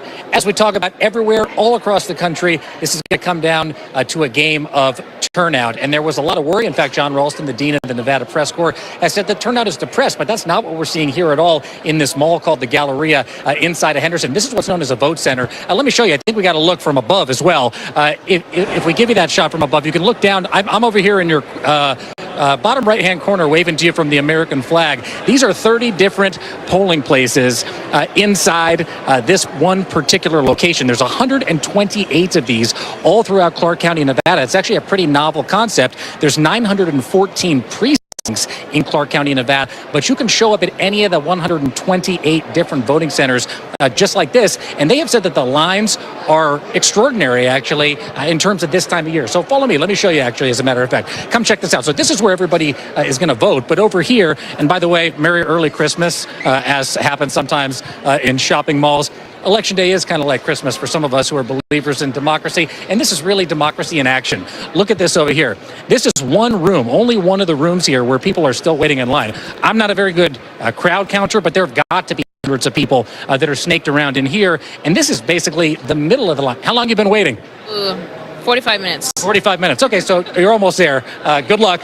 She's about halfway, and there's a little bit of ways to go. Come and check this out. Earlier tonight, the line ended, Savannah and Lester, right about here. Now it's 3 times as long. Let's keep going this way. I talked to Joe Gloria, the registrar here in Clark County, Nevada, just yesterday, and he was saying that, all this talk about election integrity and perhaps a lack of it would depress turnout here. It doesn't seem to be the case because he says, look, the elections are fair, they're safe, they're reliable, they're accurate, and indeed, it looks like the people, at least in Henderson, have decided they're coming out and they are coming out in force. There's still an hour and a half until polls close. If people show up here and they get inside by that time, in fact, get in line by that time, they are going to be allowed in and going to be allowed to cast the ballot.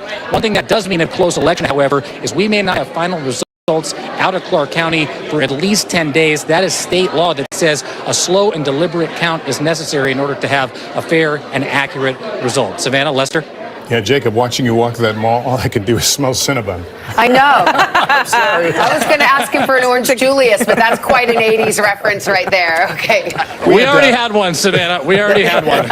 Of course you did. Of course you did. All right, Jacob, thank you so much. Let's turn to Hallie and Andrea here at the table with us. There is so much interest in this race. As we can see, people, and that's what you want to see. I mean, that's democracy in action. What is so cool is when Jacob is talking with those voters, and one woman said to him a little earlier on, he asked why you're here. She said, because I want to vote, because it's important to me. And I think that is so cool. That's like a nice thing. I do think that what you're seeing is huge interest in this race. We see it in the early votes. We also see it in the spending, right? Politics is money. This is going to be the most expensive midterms ever that we've ever seen, right? And that is not traditionally something that we see for the midterms. Inflation. Yes, less than $10 billion in that number. But you also have to look at it, and we're seeing it in the exit polling too, what people are driven by. Why are they turning out? And this is maybe less of a happy note than like yay voting, right? And it's really about people being driven by anger and by fear. That is what our pollsters are telling us. And by the way, we now have data. That is what is happening today. We have these exit polls here that we can pull up that show that people in both parties are giving both parties thumbs down, right? The majority of voters in both parties. You've got Republicans who think Democrats are too woke, Republicans who think Democrats are too extreme. That is what is driving people out to those long lines, whether they're standing here in person or whether they mailed in their ballots.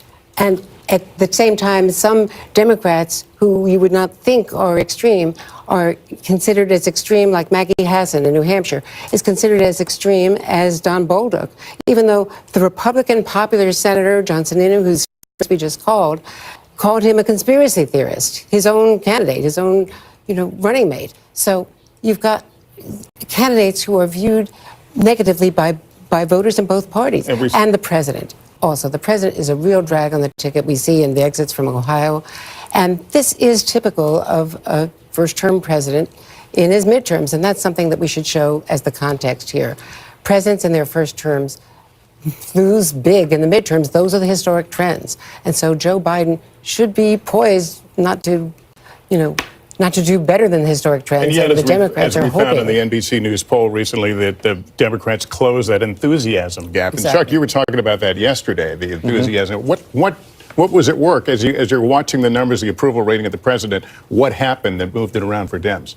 Oh, I just think it was some of it is, I think the last 2 weeks of this campaign in some ways it was so Republican in sort of the momentum that sort of the way we work in our politics now, negative partisanship, in some ways that, some Democrats said, hey, that helped motivate some of the urban voters because they were the last ones to engage.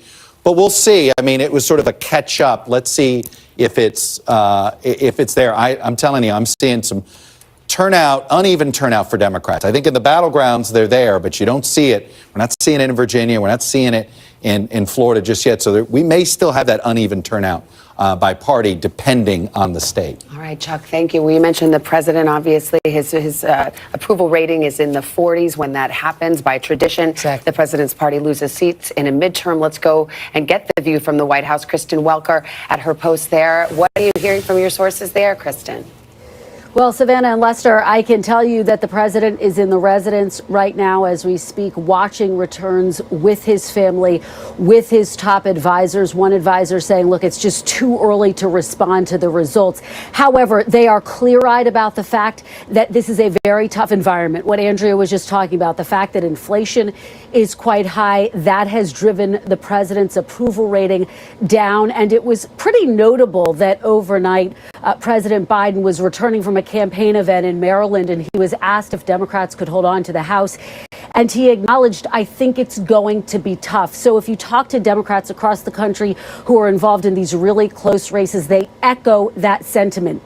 They are bracing for what could potentially be a tough night. But the White House advisors and allies to the president already trying to get ahead of that tough night by reminding people of the historical context, by saying, look, a loss of 20 seats in the House would be less than former President Obama, less than former President Trump, and they are trying to make the case that if that were to happen, that would potentially be a strong night. President Biden saying that he believes they can hold on to the Senate. We'll have to see if that's actually the case. But look, they are bracing for the possibility of what a divided government would look like, not only a gridlocked legislative agenda, but the possibility of investigations that would loom large over this president. Republicans even signaling they would investigate his son Hunter Biden, as well as the origins of COVID. Savannah and Lester. All right, Kristen, thank you very much. Let's go back over to our friend Chuck, who's looking at Ohio and North Carolina. Trends you're seeing? Well, look, we are seeing some ticket splitters in Ohio here. Look, this is, we're still early in the stage of the vote here. As you can see the statewide total, you can just see it here. Keep an eye on this number, 797 for Tim Ryan, 640 for J.D. Vance. Let me take you to the governor's race here, 798, 640. So about 140,000 vote margin between what DeWine's Borough number is and what J.D. Vance's is. And it's basically clearly going to Tim Ryan. There isn't evidence of a lot of skipping here at all. It is just him. The question is that enough? Can he overperform enough? One county that I'm following closest, because this is a county that, let me show you here, Delaware County. This is a county that Trump barely carried. As you can see here, it's a very competitive county. If Ryan can carry this county, that's how he would win the Ohio Senate race, right? Is an overperformance by 5 to 6 points. So it's something we're keeping an eye on. Obviously, there is some ticket splitting there. Let me take you down to North Carolina. I think a lot of people have seen some numbers there. And I want to warn you here. It looks like right now Sherry Beasley's holding up, but we have this nice little tool here, and I can show you only 9% of Election Day vote has been counted, just 9%. 83% of the vote in is early vote. So what we can tell you here is that is not a good sign for Sherry Beasley. She may be leading right now, but as this Election Day vote comes in, it's likely to go in a big way to Ted Budd, not in a small way here. So this is just something as the vote comes in, expect to see that blue flip to red pretty quickly. Hallie, the word on ticket splitting. So for folks who are watching at home and saying, what is the significance of that? Somebody votes for the Republican for governor, but not for Senate. It's key in some of these states like in Ohio or New Hampshire or Georgia because of, let's say, some of the scandals or some of the controversies that have dogged certain candidates. Can you kind of flesh that out? Look at what's happening. So, yes, look at what's happening in Georgia, right? I think people know, I think this is sort of in the ether here, what Herschel Walker has faced. These allegations that he paid for at least 2 abortions. He has denied vigorously those allegations. But let me tell you, I was with Senator Warnock on the campaign trail just a couple weeks before Election Day, along with Senator Ossoff. They were there canvassing, trying to get out the vote. Senator Warnock was asked about this. He really didn't engage. He pivoted to talk economy, right? Boy, did that change in the last couple of weeks before Election Day when he started going after, and his campaign and outside groups started going after Walker on the character question, which we are seeing now play out in the exit polls, right? So that's why we're looking at what Chuck calls the ticket skipping, right? Ticket splitting, a little bit of a different story in Ohio because there you have this very moderate Democrat. You know well, Chuck. Congressman Ryan, who has been running so hard on this economy and inflation message, largely left to his own devices by national Democrats. This is not a race that they've been pouring money or attention into because you have him up against J.D. Vance, who has been backed vigorously by former President Donald Trump, by the way, who's at an event in Mar-a-Lago tonight, we should note. And then in New Hampshire, this is one that I keep hearing about from both. Somebody just texted me about this tonight, a couple of Democrats, because they're watching this to see how well does Senator Hassan do versus Don Bolduc, who, again, is a more Trump-wing Republican candidate. We've already called the race in the governor's race for the Republican Chris Sununu. So we'll continue to watch that. Yeah, more ahead on our special NBC News election night special, Balance of Power.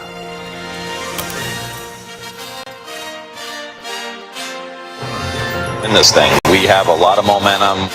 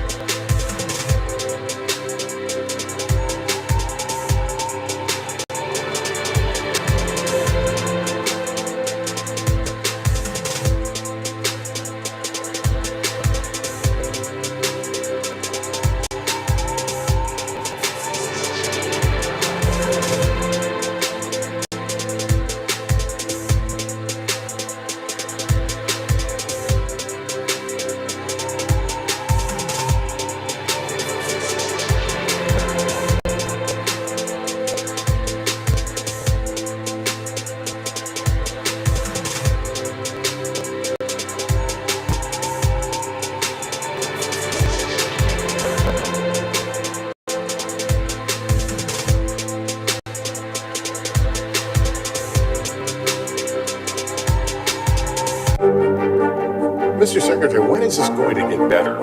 You came into this job saying you were going to fight crime. Have you been successful? Found a way to put that. Can you update us on the status of negotiations?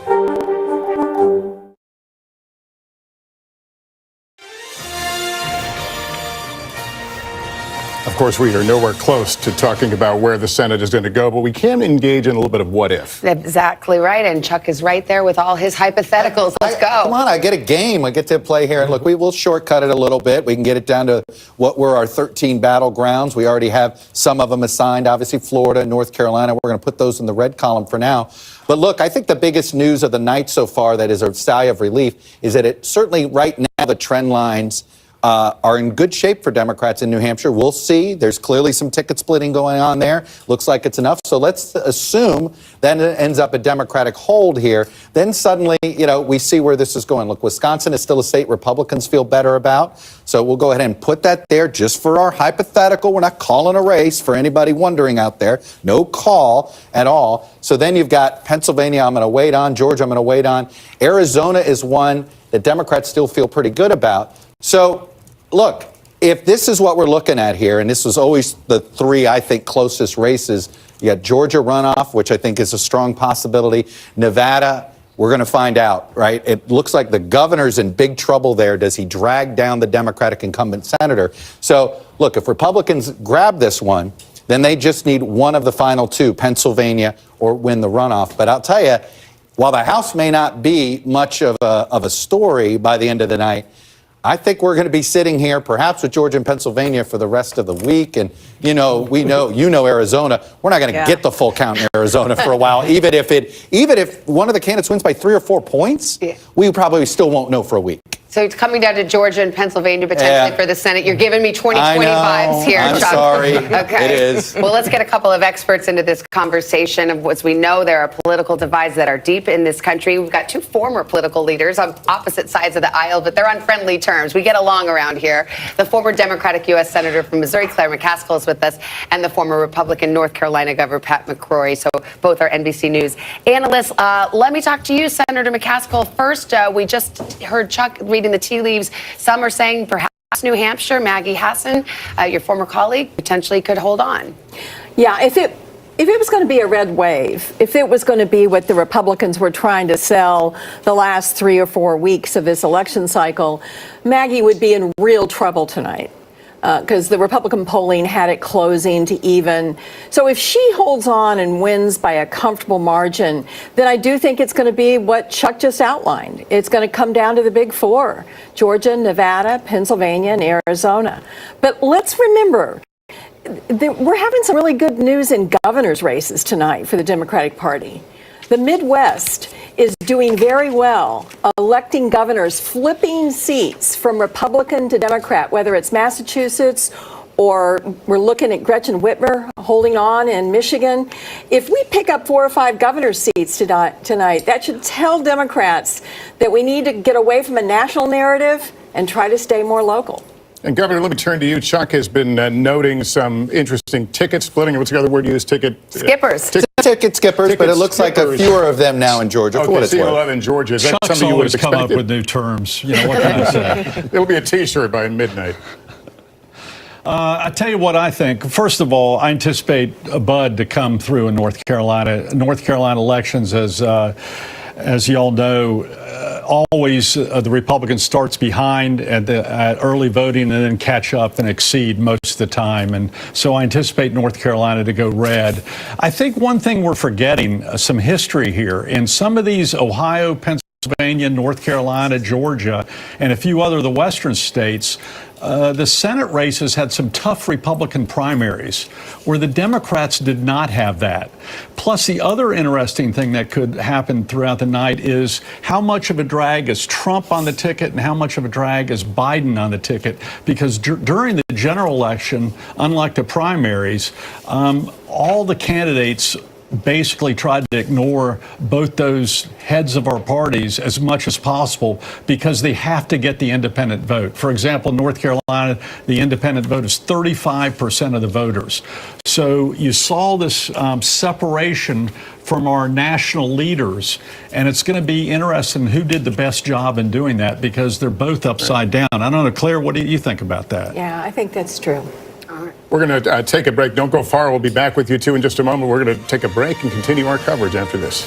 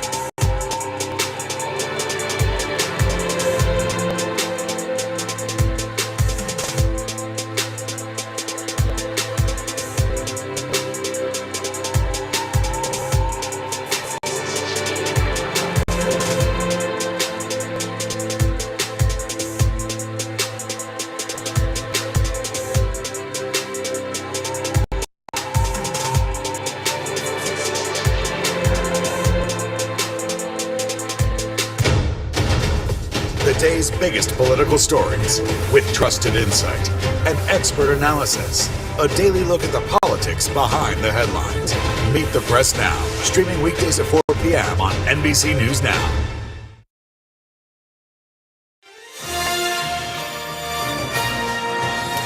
Coming up on 9 o'clock in the East, we're going to have a bunch of poll closings at the top of the hour, but we've got some results to report to you right now. Let's get to it. In Arkansas, the race between Senator John Boozman and Natalie James, he cruises to victory there. In Pennsylvania, as mentioned, it is early. Perhaps we need a way too early to call graphic for that one, and the same goes for Georgia's Senate race.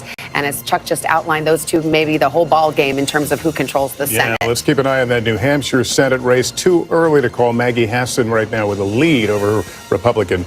Ohio Senate, too early to call. Tim Ryan versus J.D. Vance, the Trump-backed candidate. And North Carolina Senate, too early to call. Let's go to the governor's races in those all-important states of Georgia and Pennsylvania, because this is where we're talking about the ticket splitters and the ticket skippers. Georgia governor race, too early to call there. Brian Kemp in lead at this hour. Pennsylvania's governor's race, too early to call there as well. And Chuck, we talk about bellwethers, and you had singled out 3 districts in Virginia. Yep. And the 3 districts, your argument was it will show us a small, medium, or large wave. Right. It's kind of like going to McDonald's and ordering your French fries. Right. Are you supersizing the wave? And we're trying to get some indication. Well, I was just going to say, we've been watching this all night. This does not look good for Elaine Luria. We haven't called it, but as you can see, she's down 20,000 votes total, down double digits. We only think there's about 55,000 votes left. She was the most vulnerable. Always the most vulnerable. This was what I called table stakes, if you will, on that front for the Republicans. They weren't going to win the majority without Virginia 2.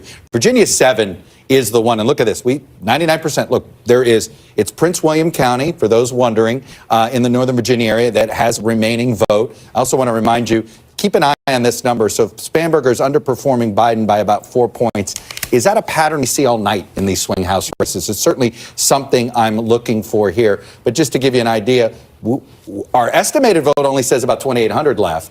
There's a 7,500 margin. Obviously, when you're talking, we're in the 3 and 4 figures here. We're not in the 5, so we want to be careful. But this is a sign of why we expect, at least this is why it looks like a good night for the Republicans in the House. 2 of 3. Like I said, I don't think we're going to get the supersize. This is a closer race, but Jennifer Wexton looks like she's going to hang on. All right, polls set to close in 14 states in just moments from now, including the critical states of Arizona, Colorado, and Wisconsin. More results just ahead.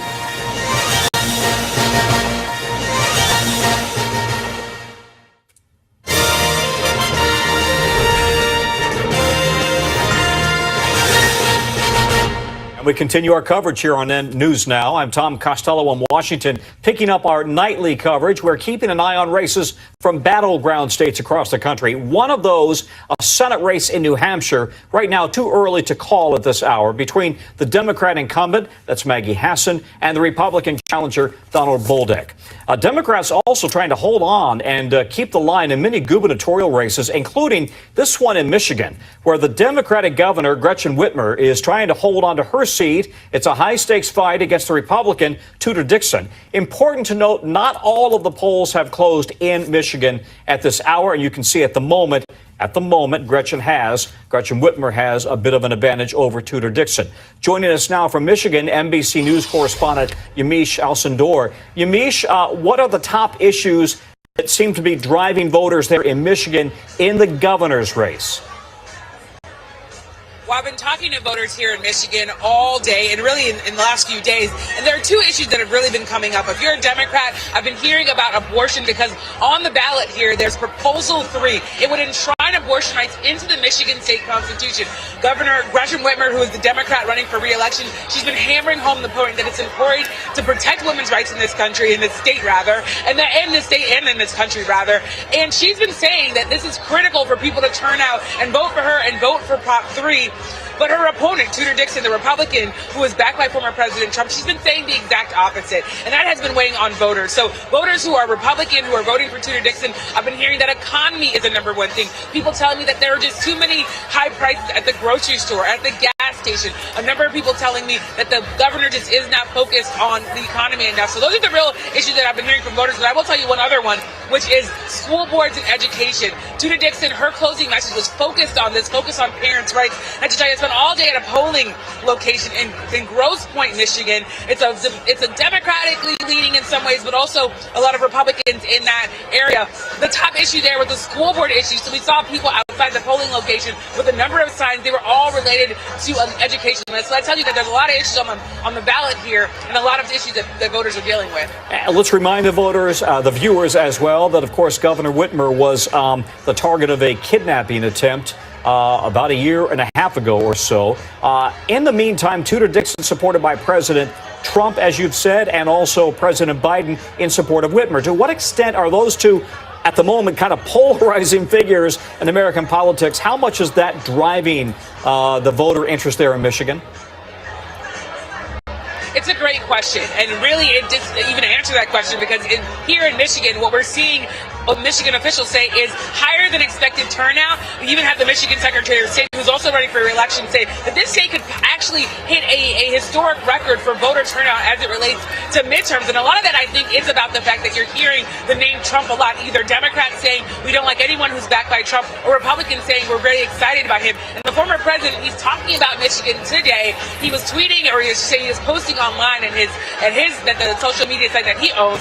He was saying that there were absentee ballot voting issues in Detroit. The Michigan Secretary of State quickly refuted that and said, absolutely not, that's not true. She told him, stop spreading lies and please don't have anybody thinking about political violence here in the state. So a lot here.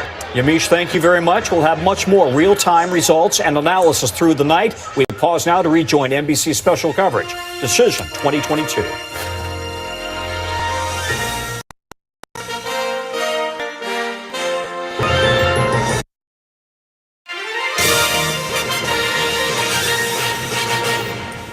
Welcome back to our live coverage of the 2022 midterm elections. It's 9 p.m. here on the East Coast, and the polls have just closed in 14 states all across the country. Okay, so let's get to it. We've got a lot of results to read to you, and we'll start the Arizona Senate race. This is a very tight race, and stop me if you've heard this before. It is too early to call. We will keep an eye on that. Same story in Wisconsin, a Senate race. Ron Johnson trying to hold on.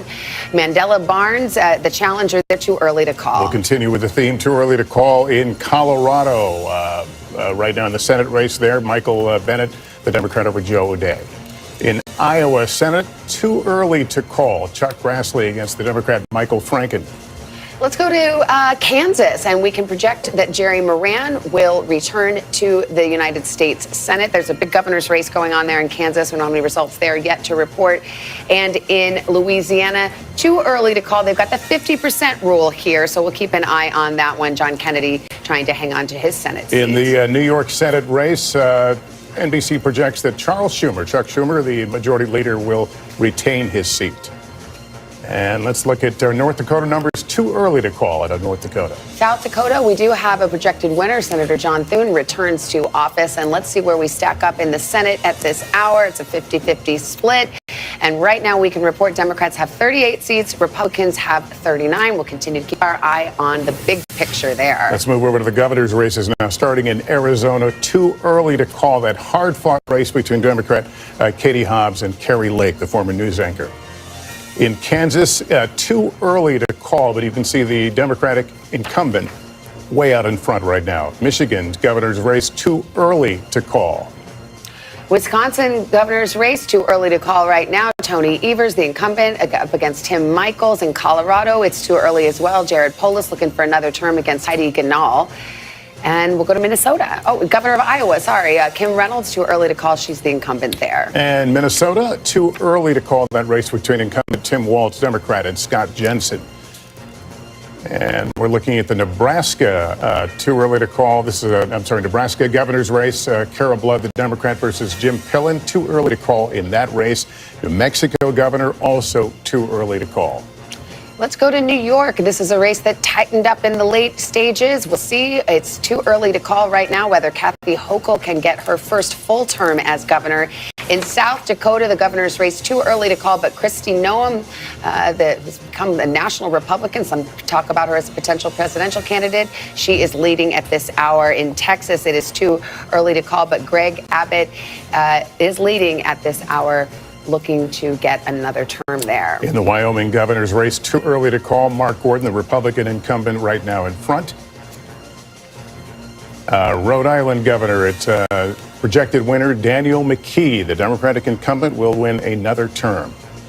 And the Vermont governor's race, Phil Scott, the Republican, the projected winner over Brenda Siegel. He handedly defeats her.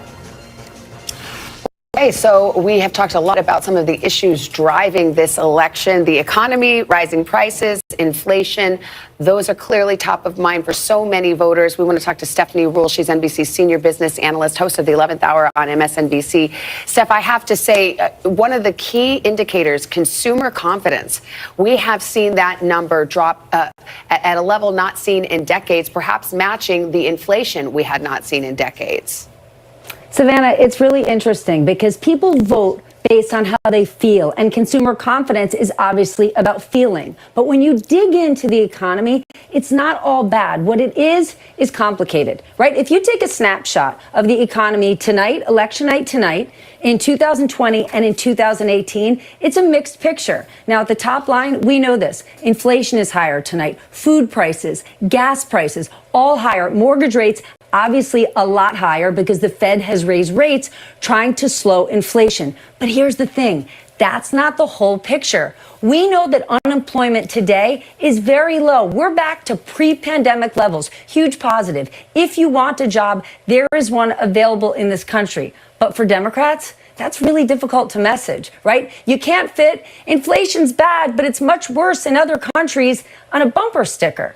So while Democrats haven't said much, Republicans have been disciplined and relentless, hammering their economic message over and over. They outspent Democrats 5-1 on economic ads. And so when you factor all of that in, that people are talking about economic woes at their kitchen tables, Republicans are filling the airwaves with their messaging, and Democrats not saying much or not saying enough soon enough, it's no surprise that this is a big vulnerability for them.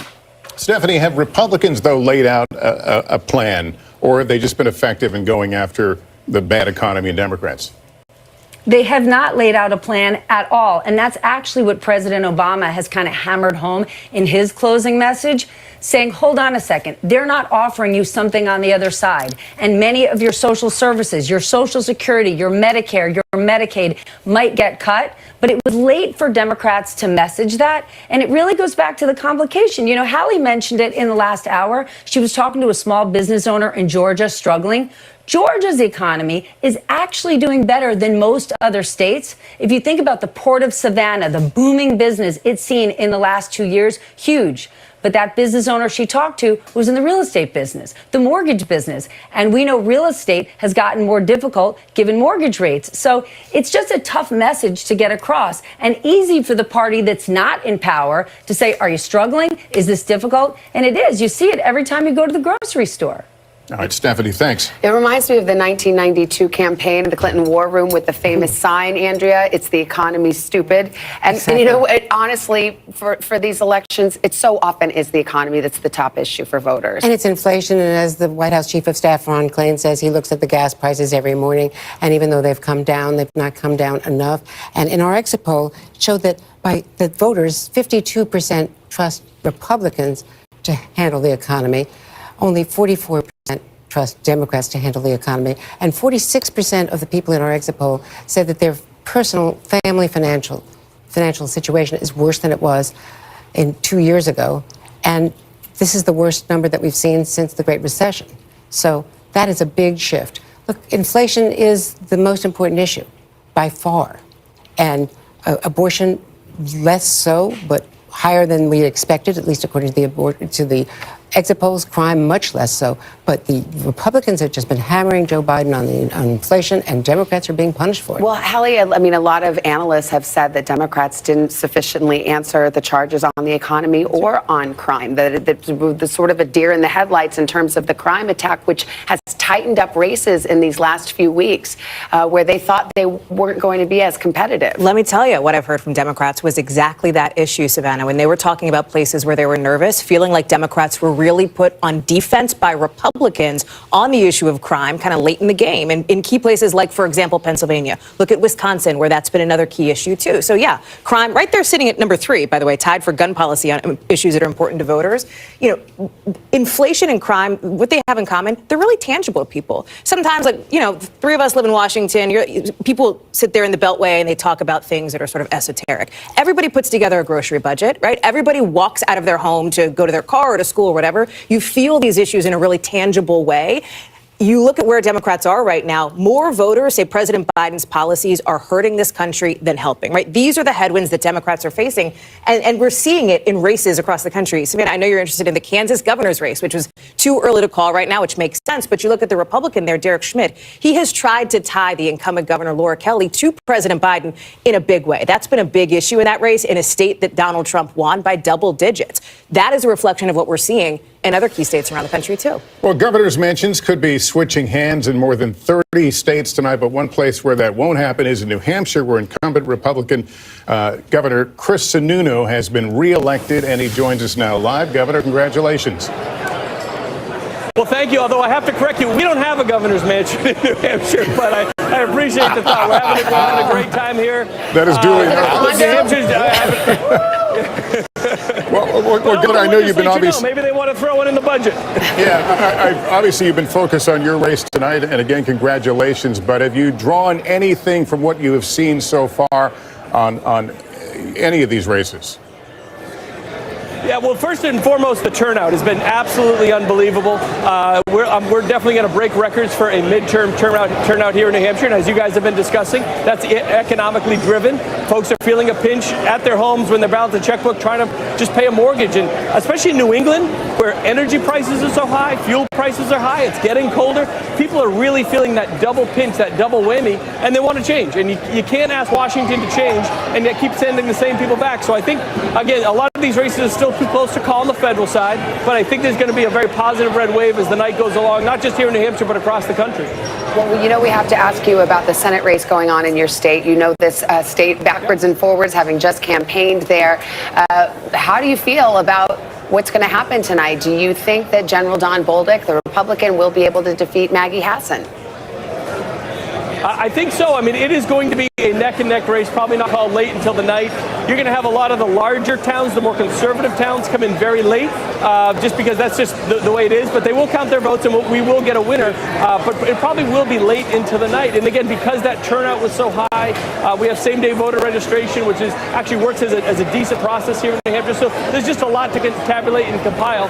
But that's going to be neck-and-neck. And considering we have a General Bolduc who really spent very little money, was outspent 10 or something like that, but introduced himself to the state as an alternative, as an option, as someone who's going to fight for New Hampshire. That gives, I think, a lot of Republicans hope that he's going to bring it home. Well, Governor, thanks for being with us. Good luck on that mansion.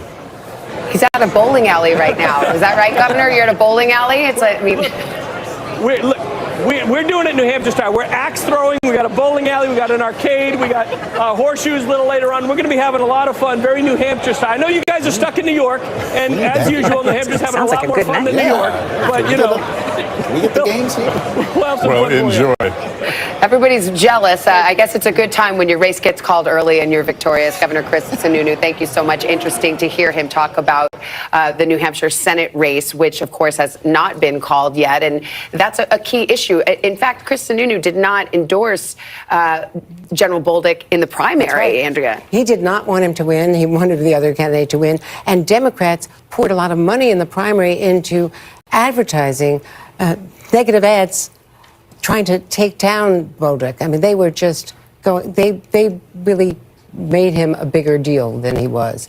You know, calling him too extreme, but people did not think that he was extreme. It's an interesting dynamic, and when we have another moment, we should talk about it because it's happened across the country where you have Democrats in these primaries often spending money and trying to prop up the more extreme candidate, hoping it would make for a better general election candidate for the Democrats to beat. Will it backfire? That question will be answered tonight. Coming up, we're going to dig into the race for the U.S. Senate in Pennsylvania and what voters think about the health challenges for Democratic candidate John Fetterman, who suffered a stroke right after the primary. We're back after this.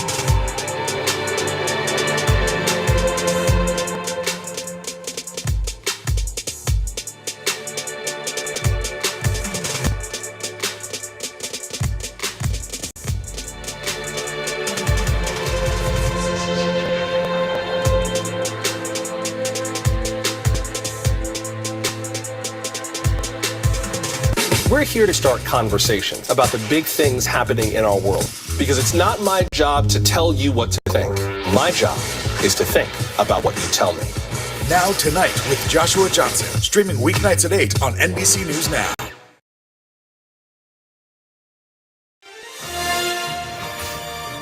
As we come back, we've got another Senate race to project. It is in the state of North Dakota.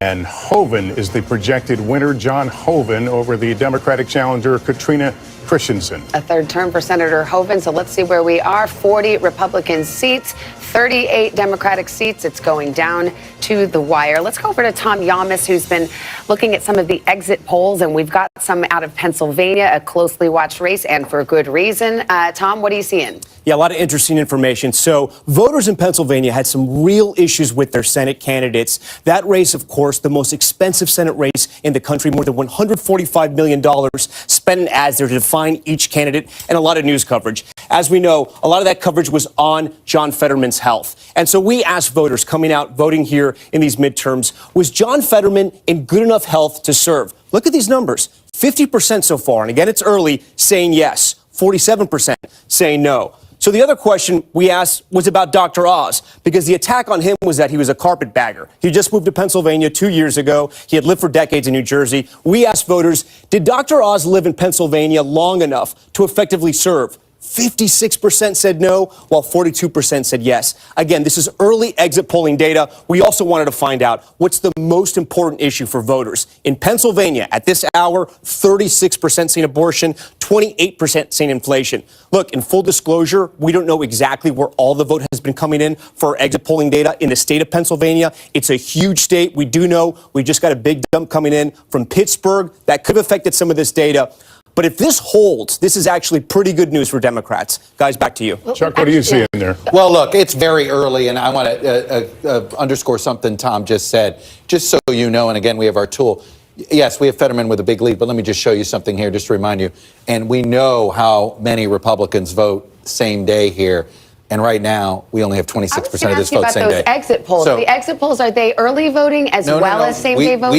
We do both. Like we do a phone poll in states with a lot of early vote and mail vote, and we know we do a lot of actual polling. Now it's very good polling in the, and we even went to early vote locations this year and had this. So no. This, any exit poll you're seeing is a composite and does all of that. So I want to reassure folks of that. But the bottom line is way too early to even characterize what we're seeing in Pennsylvania yet on that front. Let me just quickly take you to North Carolina.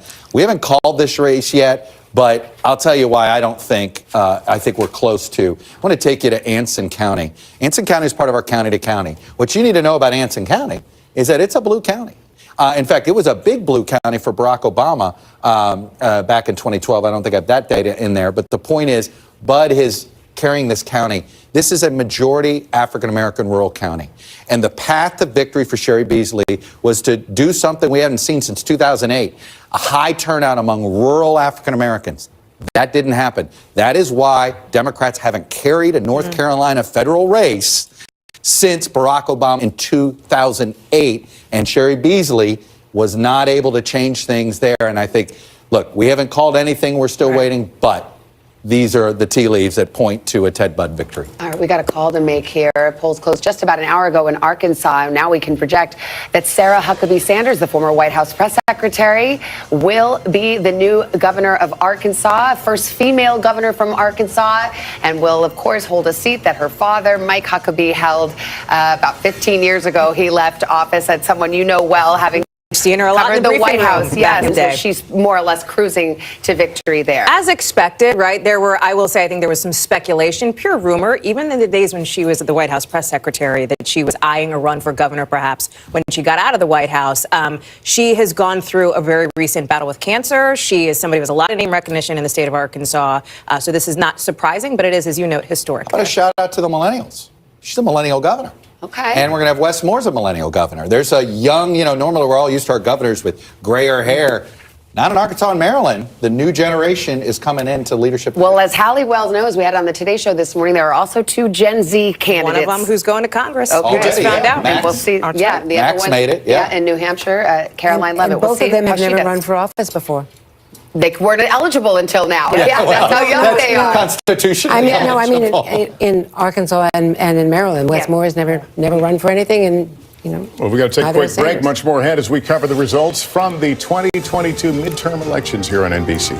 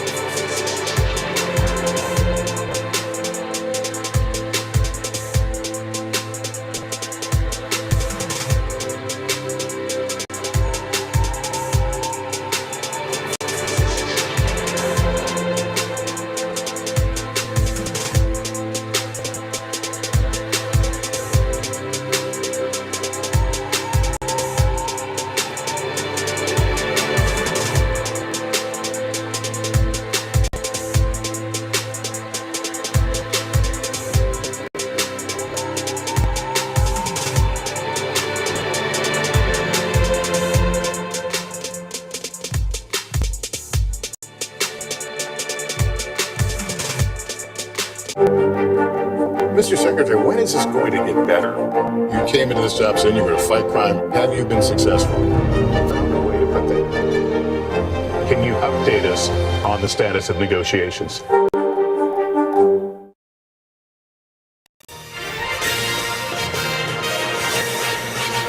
We continue to watch races coming, and let's take a look at the Colorado governor's race right now. And NBC News projects that Jared Polis will win a second term as Colorado governor. We'll keep an eye on the Senate race there as well. That's going to be a tight one. Too early to call for the governor's race in Georgia, and in the Senate race as well. Too early to call. Remember the 50% rule. These are just early results, but you have to get to 50% or it goes to a runoff on December 6th. So we will continue to watch those results roll in. We want to bring in Chuck right now, talk a little bit more about Georgia. We had that storyline earlier. We do. There's still some underperformance here, and you see, I love this because I want to go to Walker County when we're talking about Herschel Walker. Sure. This is one of these red counties, but the point is that I kind of want to keep you going. First of all, across the board, remember, Biden carried the state. Across the board, I've noticed a pattern here. Walker, in general, is running about a point behind Trump's number in Georgia. Trump lost Georgia, so you don't want to run a point behind at this point on that front. And let me just show you how far behind he's running Kemp in all these counties, about 5 points. But in most of these cases now, as you could say, most of it is not skipping. You're seeing it in Warnock, and then about 1 out of 5 ticket splitters end up in the Libertarian column, I've noticed in many of these. But look, we still got a long way to go. I just wanted to go to a complete county to show you a county that we're close to being complete, just to show you what the pattern is. And let me just tell you what's still left to count, so you know what we think is remaining. We still think there's more election day vote that's coming. That's advantage Walker, but we still think there's still a bunch of early vote to come too. And when you look around at what's left in here, there's still plenty of vote in the Atlanta suburbs that needs to come in for Warnock, and then there's all sorts of stuff here. So Georgia's going to be a long night. I think Georgia's going to be one of these situations where we're going to be trying to figure out not just who's leading, but whether 50% is in play or not. Okay. All right, we've got another call to make. Let's see. We're looking at the Maryland Senate race, and Van Hollen, the Democrat, Chris Van Hollen will win handily over Chris Chaffee. And history is being made tonight in Maryland. Wes Moore, we just mentioned him a few moments ago. He is indeed the projected winner, easily beating Dan Cox. That's a pickup, actually. Republican Larry Hogan, term limited, not running again, so it was an open seat. And in this case, Dan Cox being a candidate in the primary that Larry Hogan, the Republican, did not support. And now we see Wes Moore cruising to victory there. Democrats, though, paid for ads to get Cox is that nomination. There's that issue again. Right, So exactly. that's a case where that strategy worked. We'll see how it plays out. Lots more to come. This is Decision 2022. Balance of Power on NBC.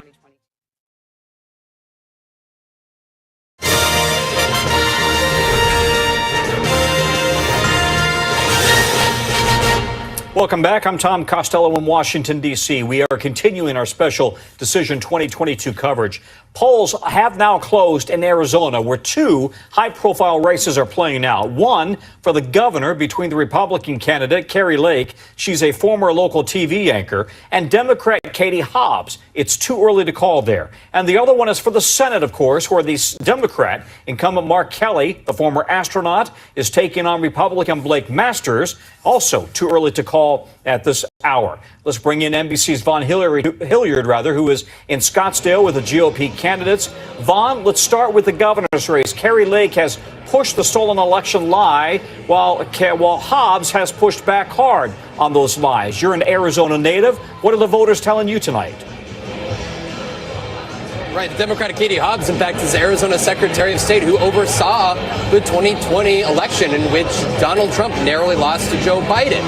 When you're looking here at this race, this is the question at play. It's a longtime conservative state, but folks in the state, especially independents and conservatives reticent to Donald Trump and his allies, showed that they were willing to vote for Democrats. In 2018, Kyrsten Sinema. In 2020, Democrat Mark Kelly and Joe Biden. The question is, are they willing to do it again in 2022? And when you're looking at this governor's race as well as the Senate race here, the big question is, where do these independents lie? This is ground zero for election denialism.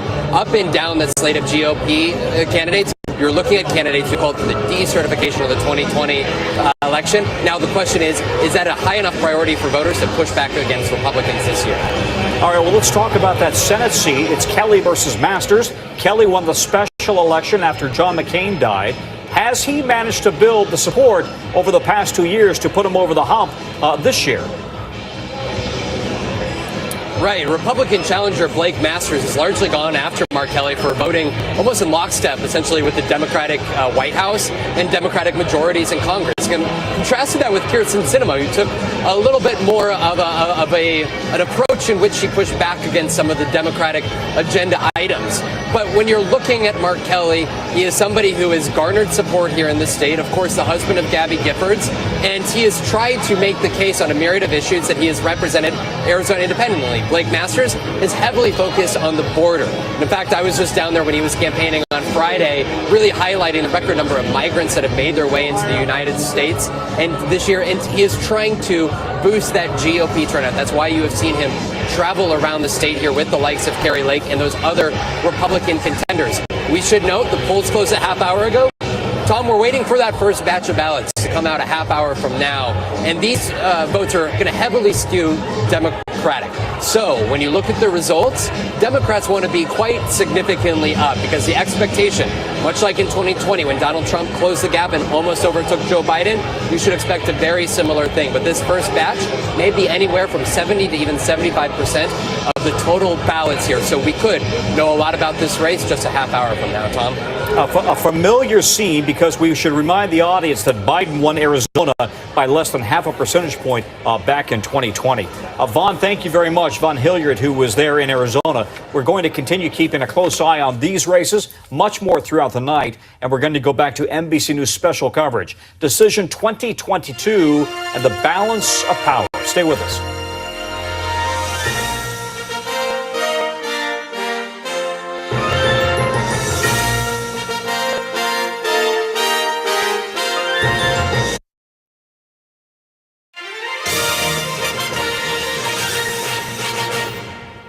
Welcome back, 9:30 in the East. This is NBC's coverage of the 2022 midterm elections. At issue, the balance of power in the Senate and in the House. And we've got some calls, or at least some characterizations of. Yeah, let's go to Arizona. A lot of folks are watching this Senate race between Mark Kelly and Blake Masters. It is too early to call there. And the same story in Wisconsin. Ron Johnson looking for another term in the United States Senate up against Mandela Barnes. Too early to call there. Both parties waiting to see which way this one will go. The Pennsylvania Senate race is still too early to call. Too early to call. Let's look at the Georgia Senate, one of the other big ones tonight that we're watching for potential switch in control of the Senate. The Georgia Senate, well, too early right now. At some point, we ought to say too close. We're at 70%. Well, we do have. We have too early and too close. We'll have at this point, at 70%, it's hard to say too early at this point. We're getting into too. Georgia Senate is too close to call. Okay, you're the boss. I'm not. There's others that make that decision, but we're probably off of the too early. All right, let's get to Peter Alexander. He's at Dr. Oz campaign headquarters in Pennsylvania. How are they feeling tonight? Well, right now they're still waiting for the numbers to come in right now, and they anticipate that this is going to be several days before they may know who the real winner here is. This would be a Democratic pickup if John Fetterman can win. The first-time candidate, Dr. Mehmet Oz, is hoping to put his name on the board tonight as well. The bottom line is that they feel fairly good about the trajectory of this race, the momentum the Oz campaign has had in recent days. The bottom line for Dr. Oz has been a focus on being a moderate. It's why he's invested so much time in what they call the collar counties, those 4 key counties just outside of Philadelphia, like where we are tonight in Bucks County. They are affluent and well-educated, and they're really what separates Pennsylvania's Philadelphia metro area that is so heavily Democratic from the more rural conservative areas further west throughout this state.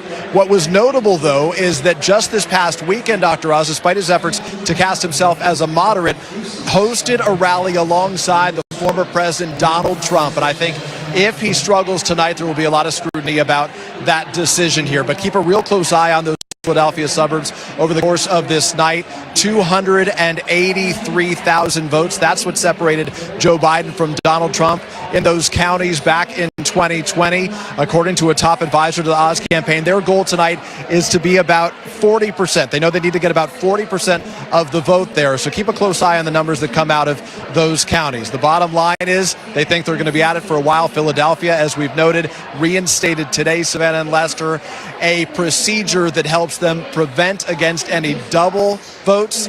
That means, in the words of the acting Secretary of State, they may be at this for the next few days. Back to you. Yeah, but the pace of those results will certainly cause some anxiety. One thing in the exits is right now, Dr. Oz is getting fewer of those white male non-college educated voters, or the white non-college educated voters, than Donald Trump got. Okay. Interesting metric to watch there. Let's go to Wisconsin. Governor's race is tight there. We've got Shaquille Brewster on duty in Milwaukee. He's at the headquarters for the Republican in the race, Tim Michaels. Hi, Shaq. Hi there, good evening. And polls just closed about a half hour ago, so there's still a lot of vote to come in. But I've been talking with both campaigns, both party chairs, and it's almost as if they're reading from the same script. They say that they are feeling cautiously optimistic. Republicans saying that they've seen high turnout in their high population areas. Democrats saying they see high turnout and long lines in areas like Dane County and Milwaukee County. And they both say that it was the issues that drove their voters to the polls. And look, in Wisconsin, all of that can be true at once. This is a 50-50 state. If you look at the turnout in the past couple of statewide elections, 2020, 2016, 2018, you saw the electoral margins all under 25,000 votes. Both sides understand that this is going to come out to that election day turnout and who's able to edge out the other at the end of the day. And as we continue to watch these poll results come in, I want to give our viewers a warning in terms of what we see out of Milwaukee. I talked to the director of the Elections Commission there, and one thing that Milwaukee does is they collect all the absentee ballots at once, and then they submit them to the county, and that's when we get that result. So just like we saw in 2020, it is likely that in the highest population part of the state, we will not know a significant amount of that vote until later in the evening. The director says they expect that to come around midnight Eastern time. So a lot of vote to come, but you have both sides saying that a lot of people have been turning out, and they're both cautiously optimistic. All right, Shaq, thank you so much. We have an important Senate race to call at this hour in Colorado. NBC News is projecting that Michael Bennet, the incumbent, will return to office. This is a very interesting result, perhaps an indication, Hallie, again, of the size of the red wave. This is one of those seats that, of course, Republicans were hoping to pick up. The Republican candidate there, Joe O'Dea, running as a moderate, and that race had tightened up. I just talked to him a couple days ago, Joe O'Dea, the Republican candidate in this race. And you know what his biggest messaging was, Savannah? It was economy, economy, economy. I mean, he kept pivoting every question to hit on that. Clearly what he thought was going to be a successful strategy for him. But this is an interesting call. One of the key races that Democrats were watching. So what worked for Bennett? Yeah, I think if people thought if there was going to be a wipeout, this would be one of the canaries in the coal mine races. But I talked to some Republicans who said, Joe O'Dea went too far in attacking Trump. And he got Trump's attention. Trump attacked O'Dea. He went after him, right. Trump went after him, and that hurt some So Republican support. Depressed the Trump vote. Depressed the Trump vote. And he didn't regret it at all, right? He said he's his own man. That was his message. That was his key campaign message, that he was his own man here. And as Chuck points out, clearly that was a turnoff for some of the Republicans in that state. So which maybe leads us to a conversation about election deniers on the ballot. Since tonight. that was ceded from former President Trump in the 2020 race. This is a really important point that I think I'm glad we're talking about, because if you look at the races across the country, there are hundreds of people who are election deniers or election skeptics, including 17 candidates who are running for the Senate on the Republican side, who have questioned the legitimate results of the 2020 election. Will not say affirmatively that President Joe Biden won that office legitimately. In the governor's races, you've got 17 governors on the Republican side who are running, who are election deniers or skeptics. Let's talk about the Secretary of State races. I know that's not something we would typically be sitting here at a desk talking about in a midterm cycle. So important, because these are the positions that do the administration of elections wherever you live, in your state, in most states, right? Along with the attorneys general. 10 of those Secretary of State positions are election deniers or election skeptics who are running. And here's why this matters, and let me give you one example here. There are 3 states where all 3 statewide races, governor, Secretary of State, and attorney general, the Republican candidates are election deniers or skeptics. 2 of those states are Arizona and Michigan, which will be key in 2024. If these are the candidates who end up winning, and we don't know right now where those races are, that could have a major impact on counting votes come 2024, because these are people who make key decisions. Whatever happens with the economy and the inflation in 2 years, we don't know where we'll be. But these are the people who, if they win, will be in office the next cycle. Hey, can I glasses half full this? Do you know 3 out of 4 Republicans in our exit poll said that they have confidence that the vote's going to be counted fairly? That you were surprised by that number. I was surprised it was that high, and I was sort of relieved, to be frank. Because I believe if we had been sitting in a 50-50 our exit with poll said Republicans, about 63% thought of all Americans thought that President Biden was legitimately the president. and more Republicans still do not accept that result. But overall, about these results, 3 and 4 Republicans said that they expected to be counted fairly. When you look at a state like Arizona, you just mentioned, Which you know well. it's you have a Senate candidate who's an election denier doubter. You have the governor candidate, same thing. The Secretary of State and the Attorney General. It's not a trifecta. It's a quadfecta. Sure.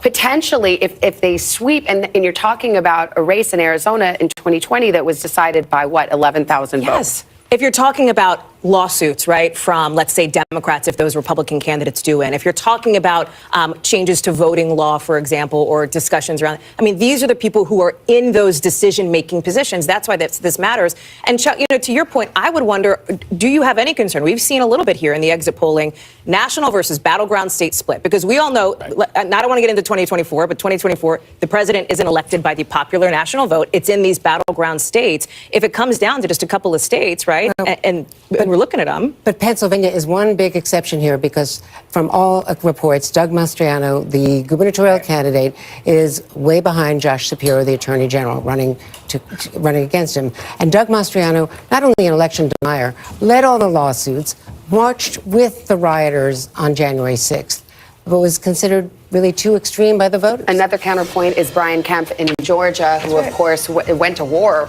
with Donald Trump over the results in Georgia. He beat a primary challenge, as did the Secretary of State, Brad Raffensperger. So, I mean, it's a mixed bag on this issue. It is. Look, I want to do a little heat check on the House, because you used the W word, Savannah, and I almost stopped you right there. I'm like, you know what? We don't have evidence of the wave yet. That doesn't mean it might not happen. But let me show you.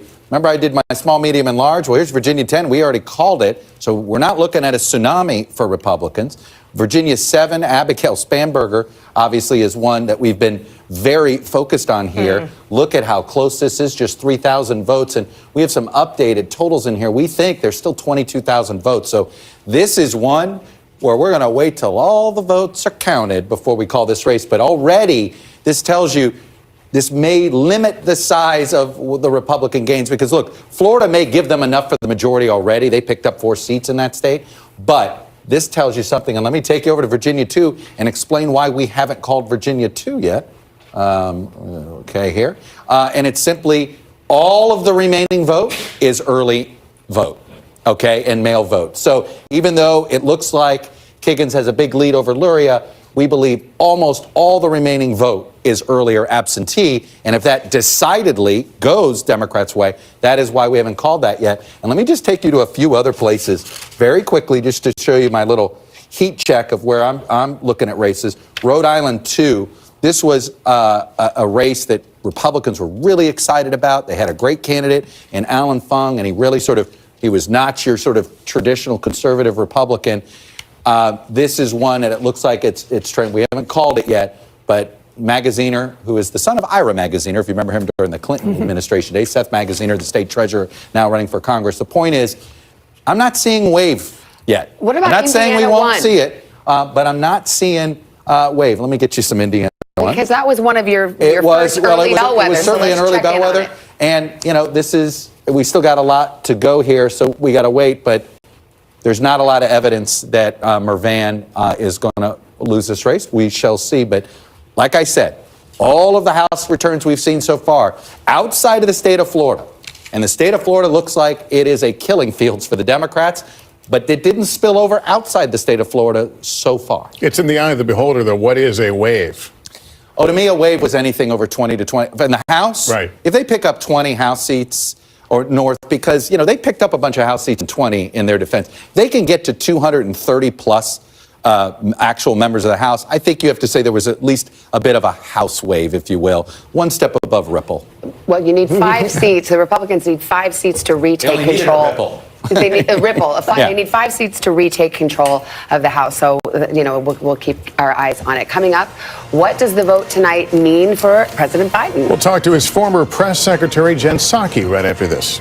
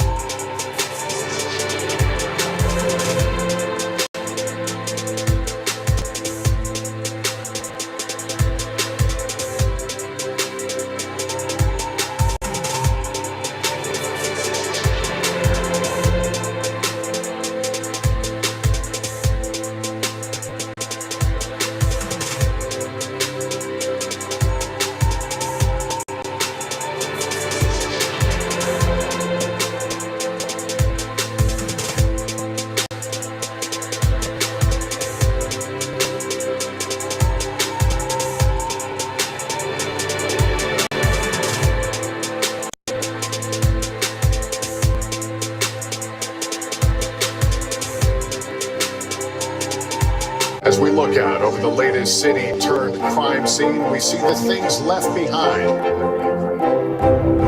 Back now with our NBC News exclusive.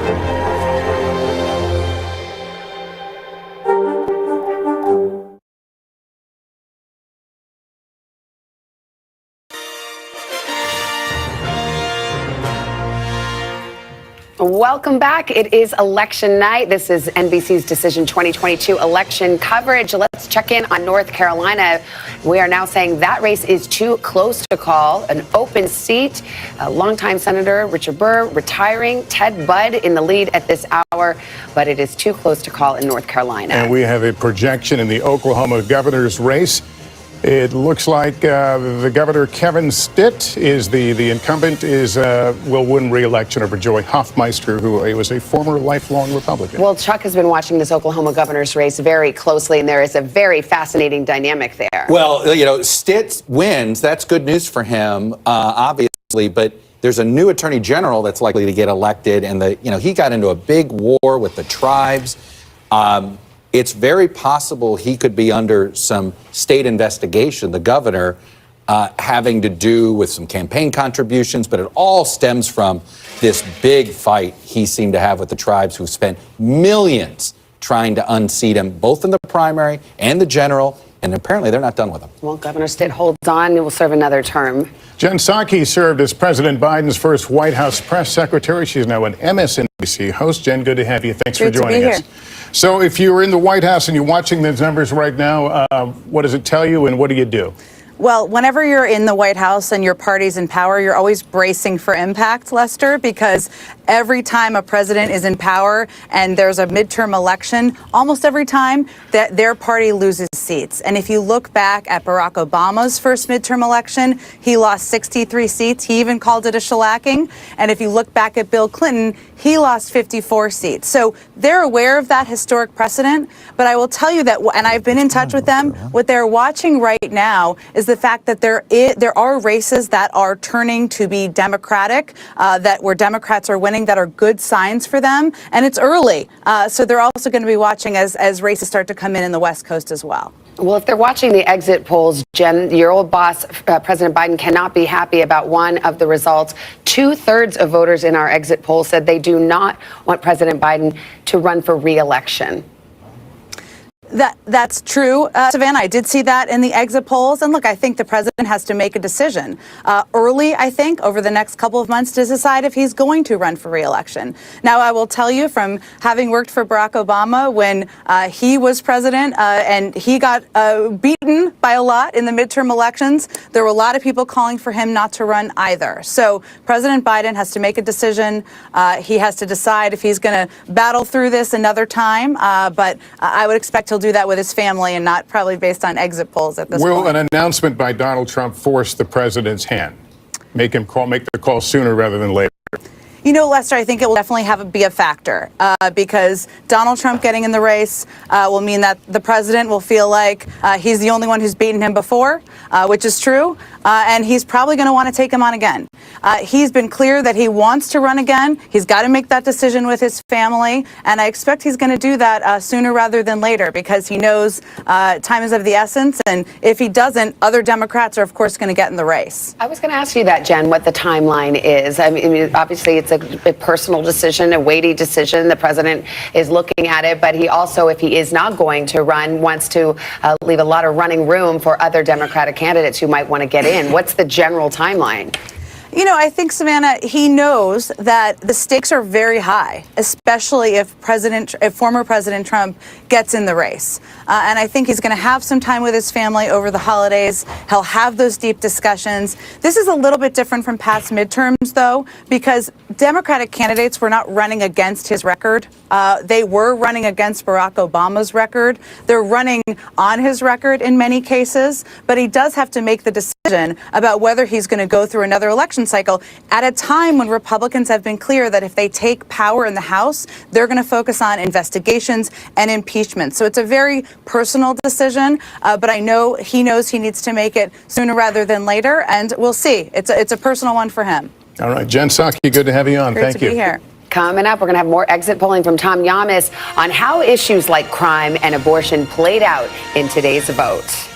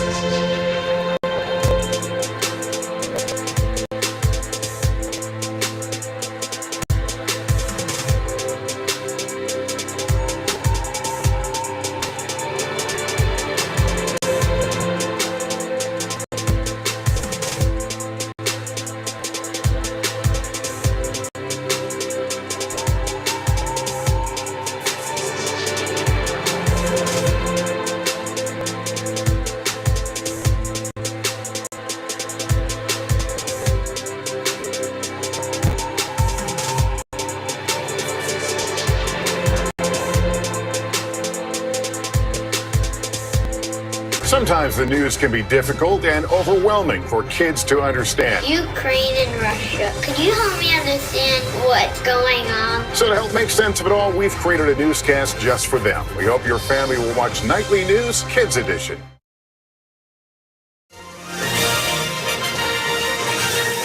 Welcome back to NBC's election night coverage. Let's get to South Dakota. We got a call there. Kristi Noem, the incumbent governor, will get another term. And we want to go to Tom Yamas now, who's been looking at the exit polls. And we know the big issues have been the economy, crime, abortion. What are you seeing in those exit polls, Tom? That's exactly right, Savannah. So the Republicans ran on inflation and crime. The Democrats running on threats to democracy and abortion rights. So let's start with inflation and the economy. How did the Republican messaging work here? This is a national exit poll, so all across the country. This is the question. Who do you trust more to handle inflation? 52% said the Republican Party, 44% said the Democratic Party. On the issue of crime, this was the other big one for Republicans. Not a surprise here. 51% of voters said they trust the Republican Party to handle the issue of crime versus 44% for the Democrats. Let's talk about now the issues that the Democrats wanted to run on. The question was the Supreme Court decision to overturn Roe v. Wade. This is so important, guys. Right now, if you add up dissatisfied and angry, you get about 60% of voters here. So clearly this was on the minds of voters, and we're going to come back to abortion in a second. And then also, the other question, democracy in the U.S. today. This one was fascinating, guys. Remember, Democrats ran on this. But look what asked. Threatened? Was democracy threatened? 72% of Democrats, but 68% of Republicans. It affected voters in both parties. I mentioned abortion. I want to go to Texas. Look how interesting this is. And again, it's still early in the night. We always want to kind of preface that. But the two top issues in Texas, 28% inflation, 27% in abortion. So many people have talked about Texas maybe eventually becoming purple at some point, still a red state. But guys, with an issue like this, abortion, I know it's early in the night, but that high up in Texas, it could tell us a lot about what's going to happen as we move further out west. Guys, back to you. All right, Tom. Thank you. I mean, Hallie, does that match up with what we had been seeing in polls? I kind of remember crime and economy being higher and abortion not being as high on the list for what voters are saying they cared about. Yeah, I mean, they care about those three things. As Chuck well knows, what we saw from the exit polls and what we're seeing here really matched up with our last NBC News poll, right? So we have been seeing some of this in the polling. I will say, we've all said it, right? Democrats had hoped that enthusiasm around the issue of abortion access was going to get people to turn out. But don't sleep on the crime issue, right? Although what we're seeing from the exits is that abortion does matter to people. I think that If you're a Republican and you're looking at this, you're going, okay, well, let's see how we're going to manage expectations for what they see. I think a lot of Republicans see as a potential House takeover, taking control of the House, given that it is a net flip of just 5 seats, which is not relatively a whole lot. But we've got to also see how it plays out in some of these other states, too, as the polls start to close out west. And Texas, excuse me, I was just going to say, Texas has the most extreme abortion laws and is the poster child for anti-abortion laws in the country. All right, we've got more poll closings in just a moment, including all-important Nevada. Hang in there. We'll be back. This is Decision 2022, Balance of Power on NBC. It's next.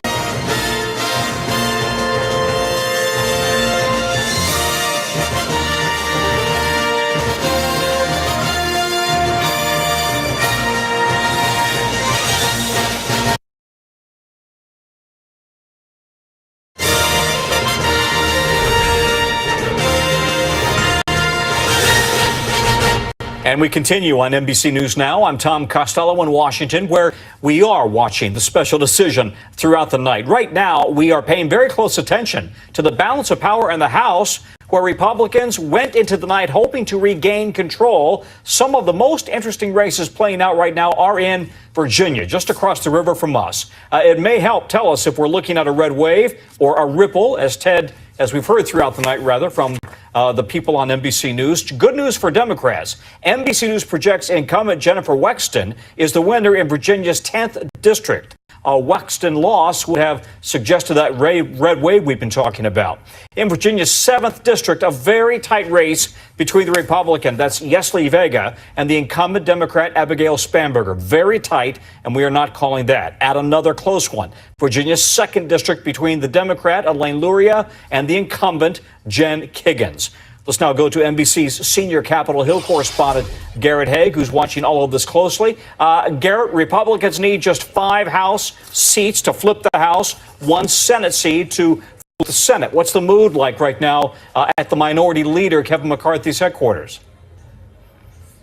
Tom, it's notable that only McCarthy is having an election night victory party here in D.C. tonight. They thought they would have a lot to celebrate, and I can tell you even now that the music's on and the bar is open, the celebration remains muted here tonight. This idea of a red wave, at least at this hour, has not materialized. You pointed out those Virginia races, the Spanberger race in particular, something of a bellwether for the night. It's one of the most expensive races on the House calendar tonight, and the fact that it's not called, with Spanberger leading at this hour, suggests Republican gains could be smaller than they had hoped for tonight, and indeed even the Democrats had anticipated. That said, they only need so few seats to take control of the House. There's a lot of counting left to be done tonight. Well, 60% of Americans have an election denier on the ballot, and those deniers seem poised to play a big role in the House if Republicans take the House. How would that influence the way that they govern?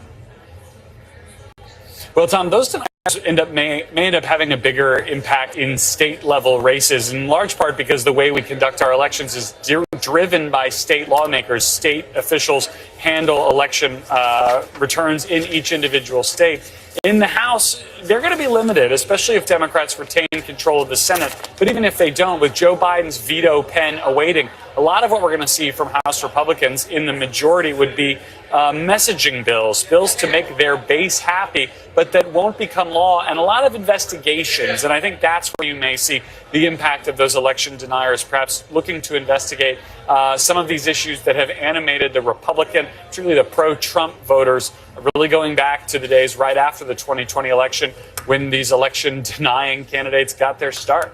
Garrett, not a lot of time left, but if they do decide to investigate, for example, Hunter Biden, and that really only has traction within the GOP, that doesn't seem to be a wide appeal issue for the rest of the country.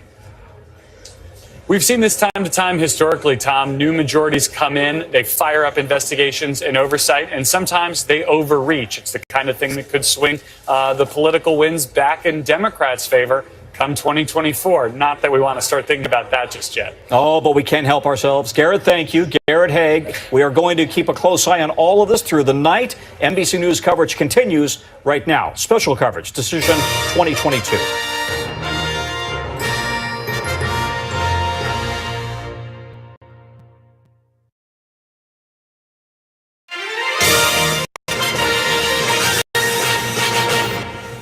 Hi, everybody. Great to have you along with us on NBC News for coverage of the 2022 midterm elections. It's been quite a night already. Yeah, and the polls have just closed in Montana, Nevada. That's a biggie. Utah, although residents in that state vote only by mail.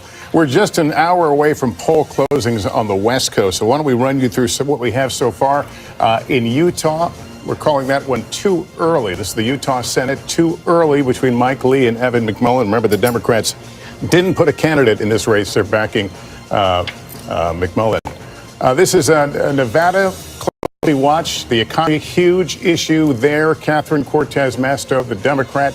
Adam Laxalt, the Republican. Too early to call. And Louisiana Senate. We've got a projection there.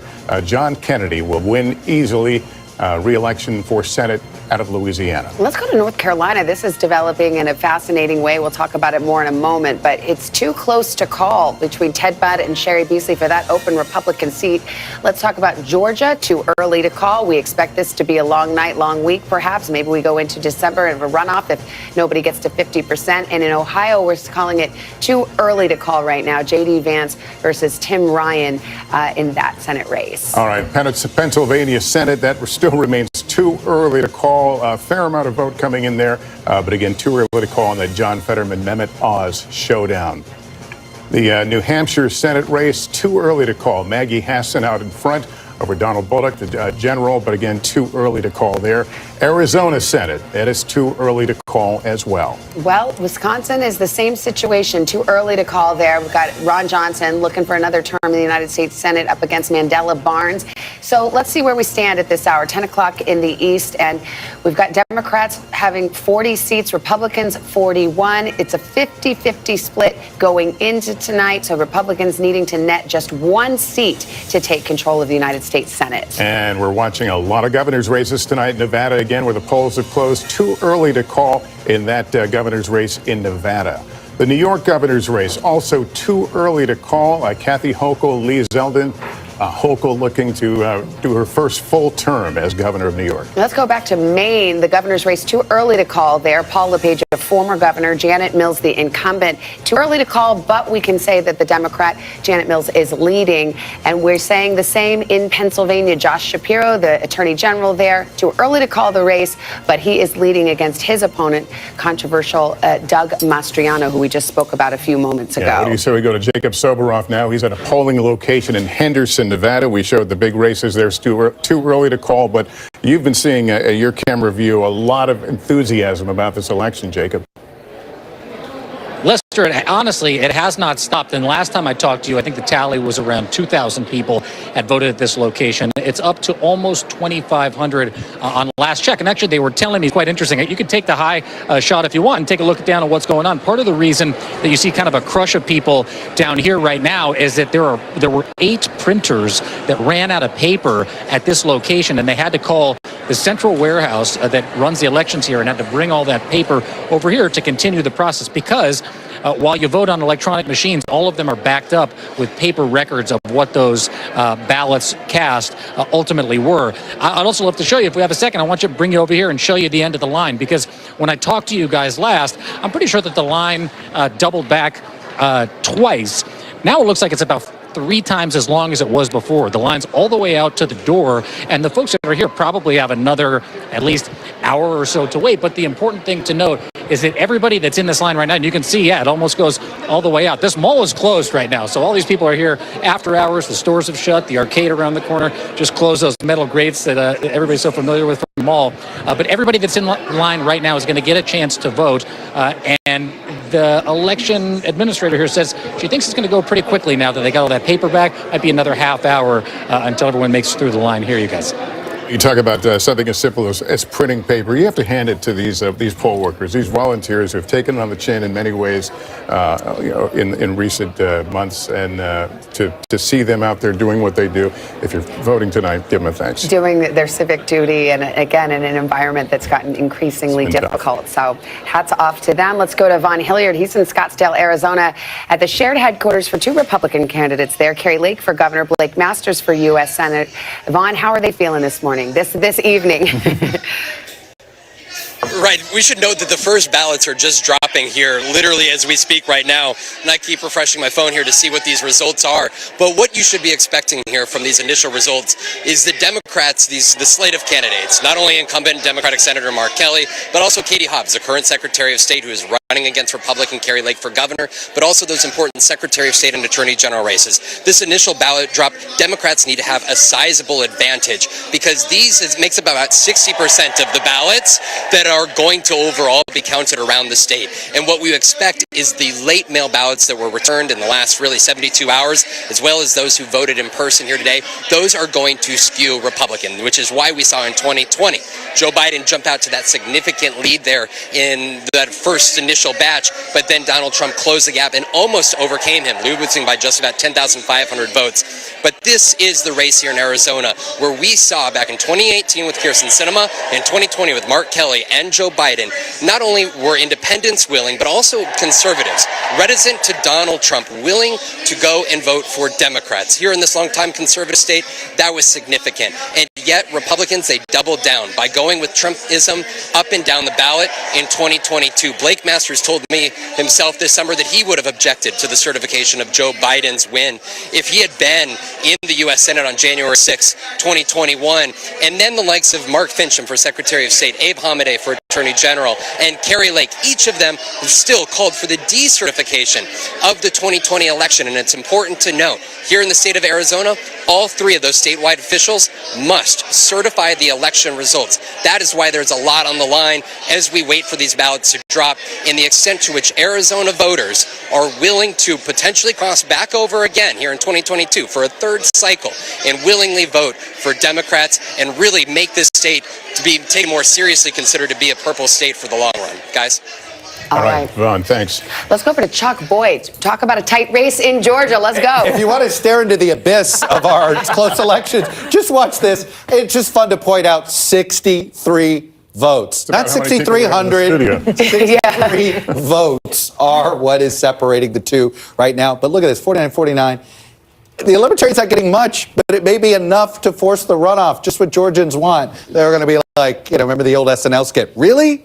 Really? We're going to have to do this again? We shall see. We're watching that all night. But I want to take you to the developing story of the night, and it is North Carolina. Look, I showed you, looked like the path to victory for Beasley wasn't there. She wasn't doing well in some of these rural African-American counties. But let me show you where she is doing well, because our models indicate this thing is it's going to end up being 50-50. We shall wait and see. But I want to show you, she is outperforming, okay? She is, even with Biden in some of these places, she's outperforming Clinton in these bluer counties. And I'll show you here in another place. In Asheville, she's been running ahead of where Biden is by a couple of points. Here in Wake County and Raleigh, look at that. She's been outperforming him. The point is, the blue areas in North Carolina are just simply bluer. And let's see what happens. But I tell you, the pet theory I have is this little Democratic surge, because one of the reasons why our models at first thought, oh, this is going to be a little bit short, is we made an assumption on, say, Election Day voters. One of the things we're seeing, at least on the East Coast so far, more Democrats voted today than any of the models expected. Some of that could be a little bit of pandemic changing. Some of that simply could have been, oh, maybe I will vote. We're seeing that youth turnout, it looks like it's picking up, at least in the college towns.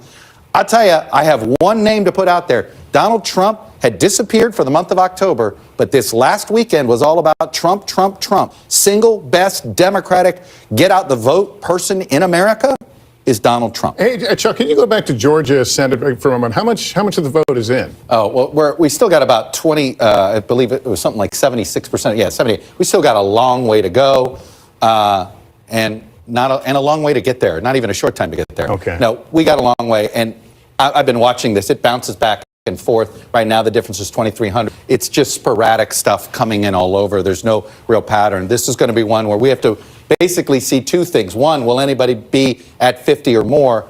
But I think this feels like we know where this is headed. Can we talk about Pennsylvania Senate while you're there? Yeah, we can. We don't have a lot of numbers for it, but we can. This is a little slower coming in because I want to show you. So far, it appears we don't have as much. Let's see how much Election Day vote. Okay, we're starting to get more Election Day vote. Fetterman's holding his lead, but Again, I'm reticent to draw any conclusions in any of these places just yet because we're not even at 50% reporting. I don't want to mislead. And don't forget, we already know Philadelphia is going to take forever to report the vote because of that Republican lawsuit. Okay, a couple of results to report to you right now. In Wyoming, we've got a call. The governor there is going to get another term, Mark Gordon, against his opponent, Teresa Livingston. That was not a close race. All right, let's move over to Nebraska. The governor's race projected winner, Jim Pilon. And in New Hampshire, it is too early to call, but now we can say that there is the Democrat leading, Maggie Hassan. Many Democrats very anxious about this race, so they'll be happy to see that at this hour. Let's go to Kristen Welker, who is at the White House. Kristen, what are you hearing from your folks there? Well, Savannah, they're watching what's happening in New Hampshire for one, and they are encouraged by that. And I can tell you the overall mood here right now at this hour seems to be moderately encouraged by some of what they are seeing. President Biden reaching out to some of the winners. Let me tick through who those are. Democratic Governor-elect Maura Healey of Massachusetts, Senator-elect Peter Welch of Vermont, and Governor Jared Polis of Colorado. The other thing that is giving them some measured optimism, and I stress it is measured optimism, are some of the early exit polling, what Tom has been ticking through around the issue of abortion. So they point to that as a potential bright spot when it comes to turnout. It's still obviously very early, so they're not drawing any broader conclusions at this hour. But again, this is a slight shift in tone in terms of the allies of the president that I've been talking to. They say, we're not seeing a blowout. No clear red wave yet. So that is the tone here, and that is the mood here at this hour at the White House. All right, Kristen, thanks very much. Well, let's talk about it. I mean, we've got Pennsylvania, we've got Georgia. We are waiting with bated breath. We talked about this. Spanberger took the lead. Okay, just so you know, I mean, even in the House too. This is developing into a very competitive. Okay, that's what I was going to say. Virginia's Abigail Spanberger, who is a Democrat who was considered to be endangered. Liz Cheney actually endorsed her. But is there a possibility we don't know who controls the House by the end of tonight? Everything I'm looking at, and I've been through a lot, and everything we've been looking at, I'd be surprised if we felt comfortable being able to project a definite Republican take over the House tonight, because we just don't have all these West Coast races in fairness. That doesn't mean they couldn't end up gaining. You know, we saw it took us 3 weeks to get to 40 seats in 2018. We're not saying that, but everything we're seeing on the East Coast, election day voting for Democrats was higher than expected, and that is making our models say, hey, this isn't a done deal yet for ours. But what has happened down the stretch that would suddenly bring in a same day? The big thing to me is Donald Trump. I mean, the big thing that was different this last weekend versus every other weekend in October is that Donald Trump suddenly was front and center, dangling the presidential race and all of this. Again, what else moved? You know, nothing else was moving Democrats, and then this last weekend it shifted. You can't help but ask yourself, because again, when Trump was front and center for the party in August and September, remember, that's when Democrats were talking about, hey, they can hold the House. We were talking a little bit earlier about events. There are always events leading up to election, but the abortion ruling, Supreme Court ruling, happened in June. The January 6th committee, for the large part, kind of hung up their July. investigation. July, you know, the public part of the investigation. So how much does that weigh in when you look at events sometimes that cause things? Lester, but what about the other side? The Pelosi attack. I'd throw that on the list too. Pelosi attack, sure. Let's not underrate that. We know that people. When do people start caring about who they're going to vote for in the midterms? Like right before the midterms, right? So while there was enthusiasm generated for, I think, some of those events you talked about for Democrats, I think Chuck's onto something here when you talk about the Donald Trump factor this past weekend, because sure, there had been discussion of people urging him to wait until after the midterms to make any announcement of 2024, and technically he is waiting. But take North Carolina, for example, here. When you look at the Trump factor, by the way, he's got an event at Mar-a-Lago. He's about to take the stage down at Mar-a-Lago right now. He endorsed Ted Budd in the primaries, right? That's what got Ted Budd over the hump in a competitive Republican primary in this North Carolina very competitive Senate race we're talking about, too. Look at those numbers, not where Republicans thought they'd be. Donald Trump owns the Senate When you talk about abortion, one of the criticisms that has been made against the Democrats in these closing weeks is that they spent so much money on the abortion issue right after the Dobbs decision came down, which was way too early, and then did not have an early response on inflation when gas prices started going up, when they got behind the curve on the economy. And there was a lot of criticism of the Democratic Party for doing exactly that. Well, people will be wondering what brought out the vote. Tight polls will do it too, when people feel like there's something at stake and their vote counts. And we certainly saw razor-thin margins in a lot of state polls. As we go to break, as mentioned, Donald Trump speaking right now, actually, at an event in Mar-a-Lago, taking the stage. We will be back with more of our coverage of the 2022 midterm elections coming up.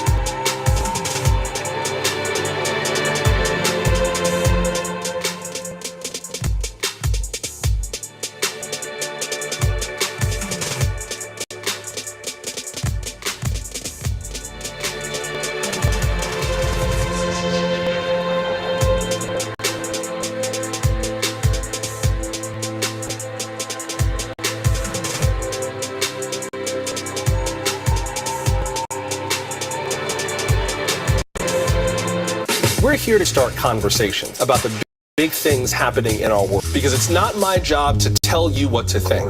My job is to think about what you tell me.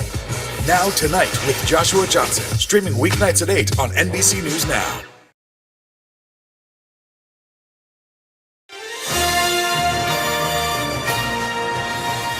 Welcome back to election night. Let's get to some results. We're looking at this race very, very closely. The Georgia Senate race now being characterized as too close to call, since we just saw a 64-vote margin a few minutes ago. I think that seems appropriate. 748. Okay, so we're at 748. It's too close to call. All right, in the Illinois Senate, Tammy Duckworth, reelected for another term as a senator from Illinois. And here's where the Senate stands at this hour, 41-41.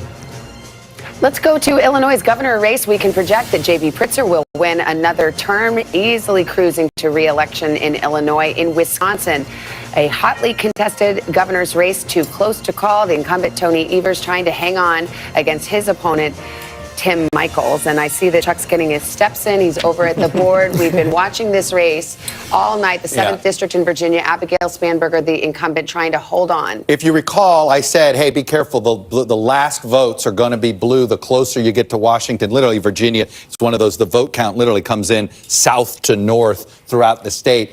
And that's what's happened here. She's taken the lead. The remaining vote, we believe, is mostly in Prince William. That is a bluer area of this district. So, look, this is one of the reasons why we don't feel good about saying we know exactly which party is going to control the House. This really is one of those tipping point districts. It is still possible Republicans, because of redistricting failures by Democrats in New York and successes in Florida, they'll find the 5 seats that they need. But this is what we're staring at here in the House. And again, Election Day vote. And we still haven't called Luria. And the simple reason is all of the remaining vote appears to be early vote. And so we want to be careful there. But I'll tell you, I've been dancing around all of our competitive House races here a little bit. And I just, everywhere you go, Democrats are holding their own. Ohio won. This would be a pickup, knocking off a Republican incumbent. Now, this is Cincinnati, Hamilton County, became a bit bluer of a district. But, right now you look at many of these. This is another one that we expected to be competitive. Democrats are holding up there. I want to take you to the state of Iowa. Where did Iowa 3 go? We've seen she's hanging in there. This is one Republicans that almost counted on this one being already in their column. So, look, it's across the board so far. Democratic performance in these House races a little bit better, and looks like it's because of Election Day voters. All right, Chuck, we'll continue to watch it as that story develops. Much more ahead on this dramatic election night on NBC.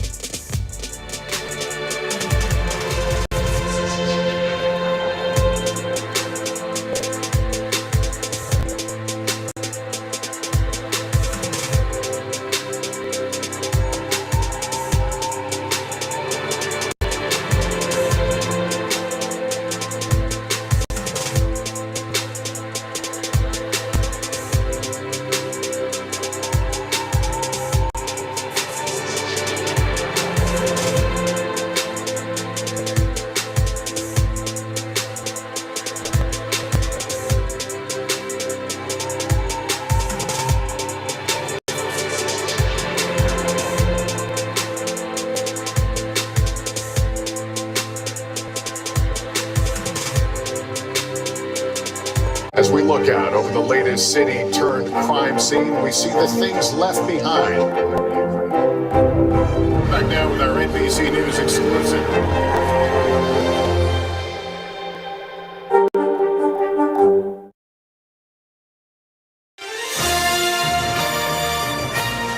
All right, let's take a look at the Iowa governor's race right now. And NBC News projects that Kim Reynolds will win another term in that race.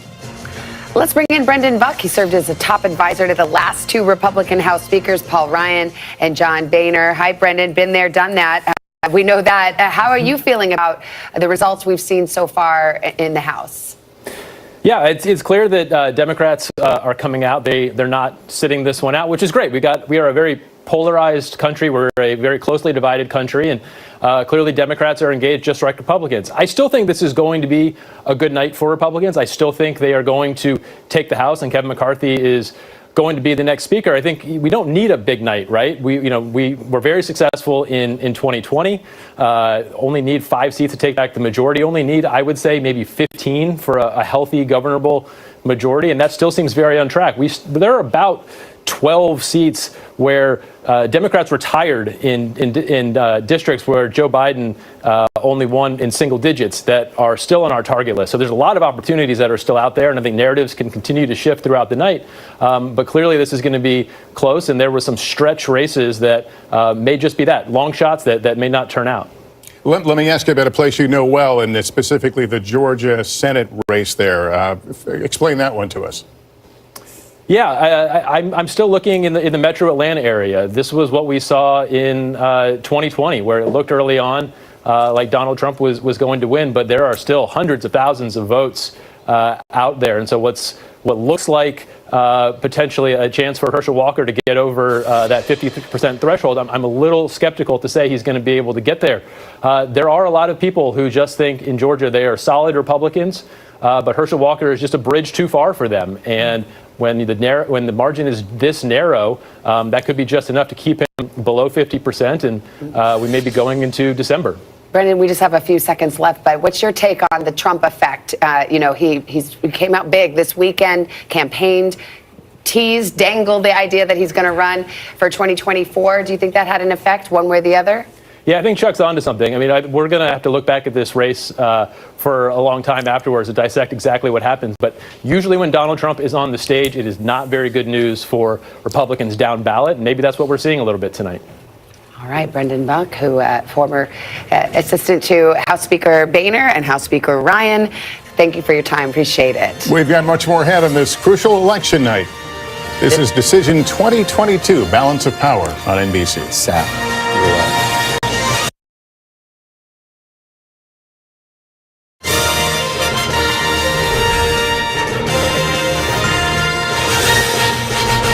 And we continue our coverage here on NBC News Now. I'm Tom Costello in Washington. Polls have closed across most of the country, and we will see more close on the West Coast in about half an hour. A quick update right now on some of the tight Senate races we have been watching, with the Senate control hanging in the balance, of course. Let's go to Pennsylvania. The Senate race still too early to call between the Republican Mehmet Oz and the Democrat John Fetterman. That's the Democrats' only real shot at picking up a seat at the moment. Fetterman is ahead of Oz, but again, we are not calling that. It's now too close to call in Georgia's high-profile Senate race. Look at this between the Republican Herschel Walker and the incumbent Senator Raphael Warnock. Right now, 49 to 48.7, 81% of the vote in. Again, at this point, too close to call on this one. And then there's this race in Nevada where polls closed at the top of the hour. It's one of the most competitive Senate races in the country between the incumbent Democratic Senator Catherine Cortez Masto and the Republican challenger Adam Laxalt. Our Guad Venegas is there for us right now in Nevada. Guad, this is a Senate seat the Republicans would love to pick up. Cortez Masto, the first Latina elected to the Senate, and Latinos are a critical part of the electorate there in Nevada. So what's the temperature on the ground right now? Tom, it is a close race. Latinos very important. It was projected that 1 in 5 voters in this midterm election would be Latino. Here in Nevada, Catherine Cortez Masto, the first Latina elected, does have the support of the Culinary Workers Union. They had 60,000 people out knocking on doors. They projected to knock on about 1 million doors during this campaign to try and get those Democrats out to vote. So that's what she has going for her. And she told me she plans to keep that Latino vote. Now, Republicans only need a small portion of that to make a difference because things are so close. And then, of course, there's the nonpartisans coming into the election. 1/3 of registered voters in Nevada, almost 1/3, were nonpartisan, Tom. Interesting. Well, Laxalt co-chaired President Trump's presidential campaign back in 2020. Biden carried Nevada by 2 points, but the pandemic hit the state hard. Gas prices are higher than average there. Important factors in this election? Very important. We've been talking to voters for months, and these are two of the things they always bring up. Money issues, inflation. Add to that the cost of housing in a place like Nevada. But in the more recent weeks, they've also brought up abortion. Abortion rights being very important to a lot of the Democrats and also the nonpartisans. Catherine Cortez Masto has been focusing on campaigning on that issue, while her Republican challenger Adam Laxalt has been blaming her and the Democrats for all of these economic problems that the working class in Nevada has been facing. But it's going to be up to those nonpartisans, Tom, because these are the voters we've been speaking to over the last few months, and they tell us they care about all of these issues. Now, what changes in Nevada between your nonpartisans, Republicans, and Democrats is who they blame for the issues, because everyone is facing the same issues. They just blame different people. It's going to come down to see what the nonpartisans decided. Did the Democrats sway them their way to keep supporting the current leadership, Or did the Republicans convince a lot of these nonpartisans to want change? Another thing they have mentioned over and over again, they would like to see a candidate who wins and also focuses on bipartisanship to work across the aisle. Tom? All right, thank you. Guad Venegas, who's in Nevada for us. We'll have much more real-time results and analysis through the rest of the evening. We pause now to rejoin NBC special coverage, Decision 2022, The Balance of Power.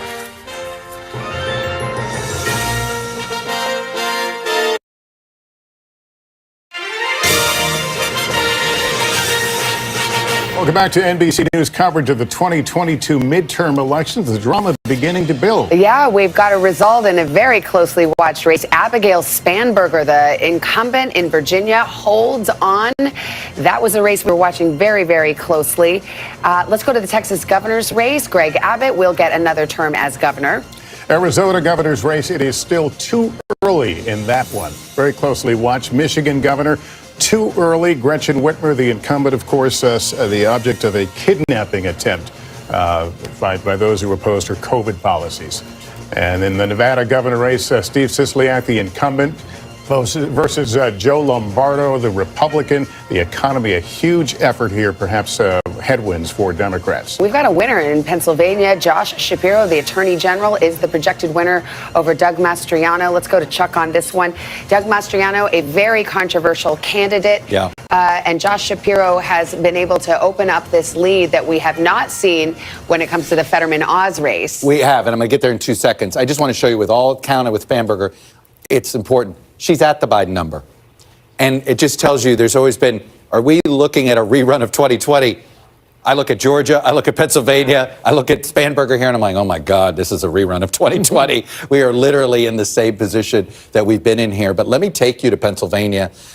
There's a reason why we likely called the governor's race, because of how strong Fetterman is in some of these places. This is Scranton. You've heard of Scranton Joe, right? Joe Biden's home county, Lackawanna. Look at this spread here, 15 points for Fetterman over Oz. Just so you know, Fetterman's doing better in Joe Biden's home county than Joe Biden did in Joe Biden's home county. So this is why Democrats are feeling a lot better about their chances here at holding the Senate, because Pennsylvania, the turnout here looks for them about as good as they could have hoped for. And we saw a lot of presidents in that part of the country. There's quite a few. Yeah, exactly. I think the only living presidents that didn't get there were Bill Clinton and Jimmy Carter. But everybody else. And I'll tell you, there's going to be a lot, again, to bring up Trump. A lot of people wondered, boy, Dr. Oz had done a good job for about a month sort of distancing himself from the right wing of the Republican Party. And they thought he was making progress in the Philly suburbs. And then he did a rally with Trump and Mastriano in the final weekend of the campaign. Can we talk about actually that very issue, which is the choice of Mastriano in the Republican primary and the effect that I was had? out there covering those races, and Mastriano was Trump's choice and beat a very solid Republican primary opponent. You know, there was no reason why Mastriano should have been the nominee in a state like Pennsylvania, and he was just too extreme. He was the January 6th marcher, you know, with the rioters. He was leading the election count, all of those lawsuits. And the anti-Semitism in this race was just extraordinary. He linked up with the most toxic anti-Semitic website in the country, according to the ADL and other groups, and hired the guy, Joe Torba, to be a campaign consultant so that anybody who logged onto that website automatically was switched to Mastriano's campaign. And only when the local papers, and frankly, we did also on our network, called him out on this, did he fire the guy. But he was paying him $5,000, a month for this. And then the anti-Semitism just spread throughout the state. And that really, and Shapiro is an observant Jewish person, and he criticized Shapiro for sending his children to religious day school. So this state is where the governor controls the electoral college and all of that count, and it's a Republican legislature, and abortion. Abortion was a big issue here in the collar counties of Pittsburgh and Philadelphia, because if Doug Mastriano became governor, then the Democratic governor, who is term limited, has been vetoing all of these abortion bans coming out of the Republican legislature. Howie, you picked up on something that some of these races we're talking about have really become nationalized, and part of the discussion. Oh, yeah. Yeah, which I think is fascinating, too. And just to the point Andrew is making, it's really, I'm really glad that you brought up the anti-Semitic piece of this. There's also crime. Savannah, this is an issue that I know you have some interest in, and we talked about earlier. The governor-to-be, if the projection holds, really, from what Democrats talked about, was seen as doing a really good job talking about the crime issue, right? From a perspective on an issue where Democrats had been on defense. As for that Senate race, I was talking with a voter, I'm going to say in Arizona, and you're going to say, well, wait a second. Why are you talking about Arizona when we're talking about Pennsylvania? Because this was a Republican in Arizona on the phone with them. And I said, talked about who he's voting for. I said, why are you voting for the Republican ticket? And part of his reason was, well, look at who Democrats are putting up for Senate in Pennsylvania. It tells you how nationalized, I think, and how much attention there is on that Pennsylvania Senate race, which is going to be so important as we talk about the balance of power in that chamber. And 50% of the exit poll said that Dr. Oz doesn't live in Pennsylvania, just moved into Pennsylvania from New Jersey. 47% said that Fetterman was not healthy enough to serve. Well, so there was that split there. I know someone who's really drilled down on all this. Dasha Burns is at Fetterman headquarters in Pittsburgh. Dasha, what are you hearing? What are you picking up on there? Well, as I've been talking to the Fetterman campaign tonight, Lester, I'm hearing them talk about what Chuck was just referencing that's giving them some hope tonight. They're seeing in some of those counties that have a good number of their votes in that Fetterman is outperforming Biden, places like Lackawanna County. Look, we've been following this candidate since early this year, and from the beginning, this is a candidate who has been trying to win over some of those voters that Democrats lost, those voters in the Rust Belt, the working class folks, union folks, people in rural counties. He's tried to bring that outsider brand to the campaign trail, and they're seeing some encouraging signs that might be working tonight. Other encouraging factor for them is the race you all just called, the governor's race. Josh Shapiro being so far ahead of Mastriano. There's been hope for the Democratic Party here that Shapiro could potentially help pull Fetterman over the finish line, though both campaigns, Fetterman and Oz, acknowledging that this is going to be a very tight race, that we are going to be waiting for quite some time for these results. And some complicating factors here, guys. We've been talking all night about the patience that we'll need to have in Pennsylvania because of the election rules here. But we've also been watching a story out of Luzerne County in northeastern Pennsylvania, where we've actually spent quite a lot of time because of our Meet the Press County to County project. And I got calls from voters there earlier this morning that polling places were out of paper. Pretty shocking on election day. We've been talking with election officials there. They say about 1 in 5 polling places ran out of print paper ballots, which meant voters couldn't cast their ballots. Those ballots couldn't be printed, couldn't be scanned.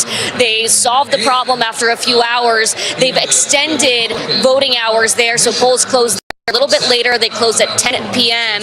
It's one county, but in a race that is likely to be very, very tight here, it could really matter. And certainly, as I've been talking to officials, they worry that that's going to sort of stoke some of those fears around election integrity, stoke some of those concerns and the mistrust that folks might have in the system. Nothing nefarious happening here, just an election day hiccup, guys. All right, Dasha, thank you. Dasha's taken up residence in Pennsylvania these last few weeks. Rahima Ellis is in Philadelphia at a vote counting location. Hi, Rahima. Hi there. I want to tell you that this place behind me, that is where the work is going on right now. I want to take you inside so you can see what it looks like. It's actually a very cavernous place, and people are spread out. They are literally taking these ballots out of the envelopes, absentee as well as mail-in ballots. They're smoothing them out, and then they are scanning them. What I can tell you right now, or what we're hearing about some numbers are being counted, it is about 160,000 in-person votes that they have counted. And in this processing center, where it is mail-in and absentee ballots, we understand about 65,000 have been counted. So you add those two numbers, it comes up to about 225,000. We're being told that's about 20% of the votes counted. And what we're also hearing is that officials are saying it looks like this count on the mail-in and absentee ballots is going a little faster than it did in 2020. But there might be a slowdown because you know that election officials have been looking very carefully at those mail-in ballots. They want to make certain that there is no fraud. They also want to defer any potential questions that might be raised about double voting. In addition, you know that the Democrat for Senate, John Fetterman, joined a lawsuit that was coming out of here filed with the federal government. He joined with other Democrats to say they want to make certain that any invalid dates on the envelopes of mail-in ballots would not disqualify those ballots, because mail-in ballots are very important to everybody. They're particularly important to the Democrats, because one of the things that they're hearing is that of a 1.4 million mail-in ballots that were requested in this area, 70% of those came from Democrats. So it's very important to them that they get this count in here right. Guys, back to you. All right, Rahima Ellis at a vote counting location in Philadelphia. Let's do some results. We can call Missouri's Senate race. Eric Schmidt prevails in that race. That was a hotly contested primary. He cruises to victory in Missouri. Let's go to Iowa. Chuck Grassley, 89 years old, wins an 8th term in the United States Senate. For a moment, this looked competitive, but Grassley pulls it out. Here's what the Senate looks like right now at this hour.